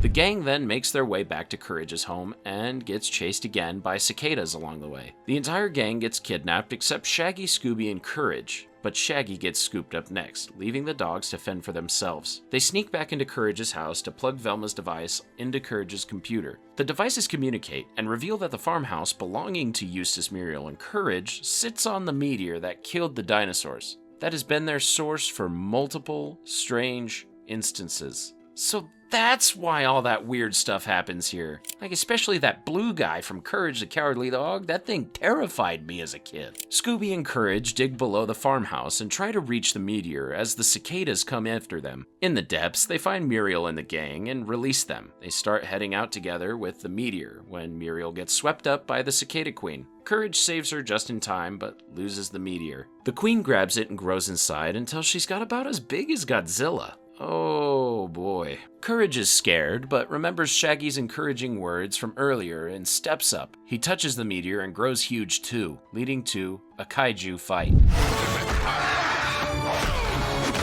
Oh, I can't look. Watch out! Whoa! Gotta hurt. Courage seems beaten and gets zapped back to normal size. In the end, the queen gets trapped under the wreckage of the windmill, which collapses during the battle. The monster is unmasked as the Mayor. But even crazier, Velma opens up a compartment in his chest and reveals it's Cats and LeQuack, two regular Courage the Cowardly Dog villains. They tried to use the meteor to control the local population and control the cicadas. The mayor's butler and maid show up next and reveal themselves as military officers, arresting the bad guys. Back at the house, the meteor becomes a disco ball. Did somebody say dance party? Which brings us to the most recent Scooby-Doo movie, Scooby-Doo and Krypto 2. Jimmy Olsen and Lois Lane are on a case in the Justice League's headquarters, the Hall of Justice, when a phantom comes for them. Lois says the Justice League is missing and they need help. Lucky for her, the Mystery Machine is headed for Metropolis. They discover it in chaos, being attacked by Giganta, which seems like an everyday occurrence here. That's not the city's only problem though. Joker and Harley are there too. Fred seems like he's a bit of a fan of Harley. Trust me on this one, Fred. Stay away. She likes to ruin lives. Next, they run into Solomon Grundy, who Scooby thinks is the Creeper. Aw man. And what do these creeps have in common? They're all members of the Legion of Doom. They also pass Zod and the Brainiac. Yeah, Metropolis is in some serious trouble. Anyway, the gang reach their destination, the Daily Planet. Jimmy Olsen, who knows Daphne from summer camp and claims to be her boyfriend, which she denies, brings Lois to meet the gang. Lois wants the gang's help with solving the case of the Phantom in the Hall of Justice. The gang arrives at the hall, and they're informed that since the League vanished, tours of the abandoned hall have spiked. There, the mayor of Metropolis meets them, but there's an even bigger fish here. Lex Luthor, the former president of the United States. He wants to buy the hall, trying to demolish it, much to the annoyance of the mayor. They begin the tour. The gang sees all kinds of cool Justice League merch, but the Phantom distracts them. Shaggy shoots him with some of the Green Arrow's exploding bolts, but they all go through him. Shaggy and Scooby end up hiding as the Phantom seems immortal, but they gain a powerful ally, Krypto the Superdog, who, if you don't know, is a Kryptonian dog who has the same powers as Superman. These include laser beams, which Krypto uses to get the ghost out of there. Meanwhile, in the lobby, the tourists run, but the doors to the facility close, leaving the gang sealed inside. They reunite with Scooby and Shaggy and get to meet Krypto, the Superdog. He brings their attention to the break room where Lex and his dog, Rex, are hiding. Lex claims to have gotten lost and clues in all the others on Krypto. Wait, you didn't know? Krypto turned his collar the other way to keep his identity hidden, and that's the worst disguise ever. Anyway, the gang gets to looking for clues. Scoob, Shaggy, and Krypto use this as an excuse to find the kitchen and eat, while Velma is forced to team up with Luthor. Oh, and Fred is a little suspicious of Daphne's past with Jimmy Olsen, but who can blame him? As we saw in the new Superman movie, Jimmy can pull. Shaggy and the dogs start going huge in the kitchen. When the Legion of Doom arrives, Fred finds Batman's utility belt and tries it on, but he's a screaming mess when the Phantom shows up. Come on, Fred. Meanwhile, at the control tower, Luthor watches Velma hack into the Justice League computer, something he could never do, by the way, and they review the security footage. Back with Shaggy and Scooby, they fend off the Legion of Doom when Krypto hits the panel on the wall, causing the background to change and holograms of villains to appear. Krypto gears up to fight, but Scooby and Shaggy use their classic disguise and distraction method, and it works. The holograms dissolve, and Velma and Lex Luthor arrive. Velma and the crew discovered security footage in Krypto's collar from the night that the Justice League disappeared. Before they can watch, they get a giant warning sign in the lobby. Superman then crashes in and tells Krypto to take cover, and then he leaves. Some help that was. That's when Solomon Grundy finds them and chases the entire gang. They pick up Fred and Daphne in the chase, and the chase ends with Grundy getting hold of Scooby. Oh boy. But suddenly, Grundy vanishes in a beam of light. Weird. Before they can celebrate, the Phantom returns. Or should I say phantoms. But they disappear in the same way as Grundy. The gang switches strategy by acting like there's no mystery and that everything's fine. For some reason, Luthor really wants the case to go on and gets mad that it's not. Back in the lobby, everything is back to normal with tourists all over. The Phantom is publicly revealed by Velma as Mercy Graves, Luthor's assistant, but little did he know this was the setup from the gang to get Luthor to admit guilt. Mercy wanted to take over the hall for her own headquarters and sent the Justice League to the Phantom Zone. The Phantoms were actually the Justice League trying to break out of the Phantom Zone. Velma is about to bring them back when Lex takes over the controls. Next, Lex presses a remote to activate an army of bulldozers outside, which turn into demolition robots. Krypto goes for Lex when Rex, who's actually a robot, attacks Krypto. The building starts to crumble as an epic battle takes place. Daphne gets a cool Batman moment, while Fred drives Wonder Woman's invisible tank. Velma also helps, hijacking one of the robots. The battle takes a lot out of Krypto, who gets hit by kryptonite from inside of Rex, but in the end, the super pooch prevails. Have fun in the Phantom Zone, loser. Krypto releases the Justice League from the Phantom Zone, who bring in Lex. Wonder Woman even drops a Jankies. Jinkies. The movie ends with Lois reporting on the scene. That really was one of the most action-packed installments of the entire franchise. 2 Scooby projects went directly to HBO Max. The film Scoob, which had a completed sequel locked away in the Warner Brothers vault as a tax write-off, and the series Velma, which we will probably eventually do a video on, because you gotta know how weird it was. Neither projects were well received. Outside of a new live-action series in development at Netflix, there are no other Scooby-Doo projects on the horizon. And that was our recap of Scooby-Doo. I think we covered most of it, or most of the good stuff anyway, and we hope you enjoyed the ride as much as we did. Drop a like if you enjoyed it, and be sure to subscribe and ring that bell so you're up to date when that Velma recap drops. Anyway, as always, thank you for watching, and we will see you next time.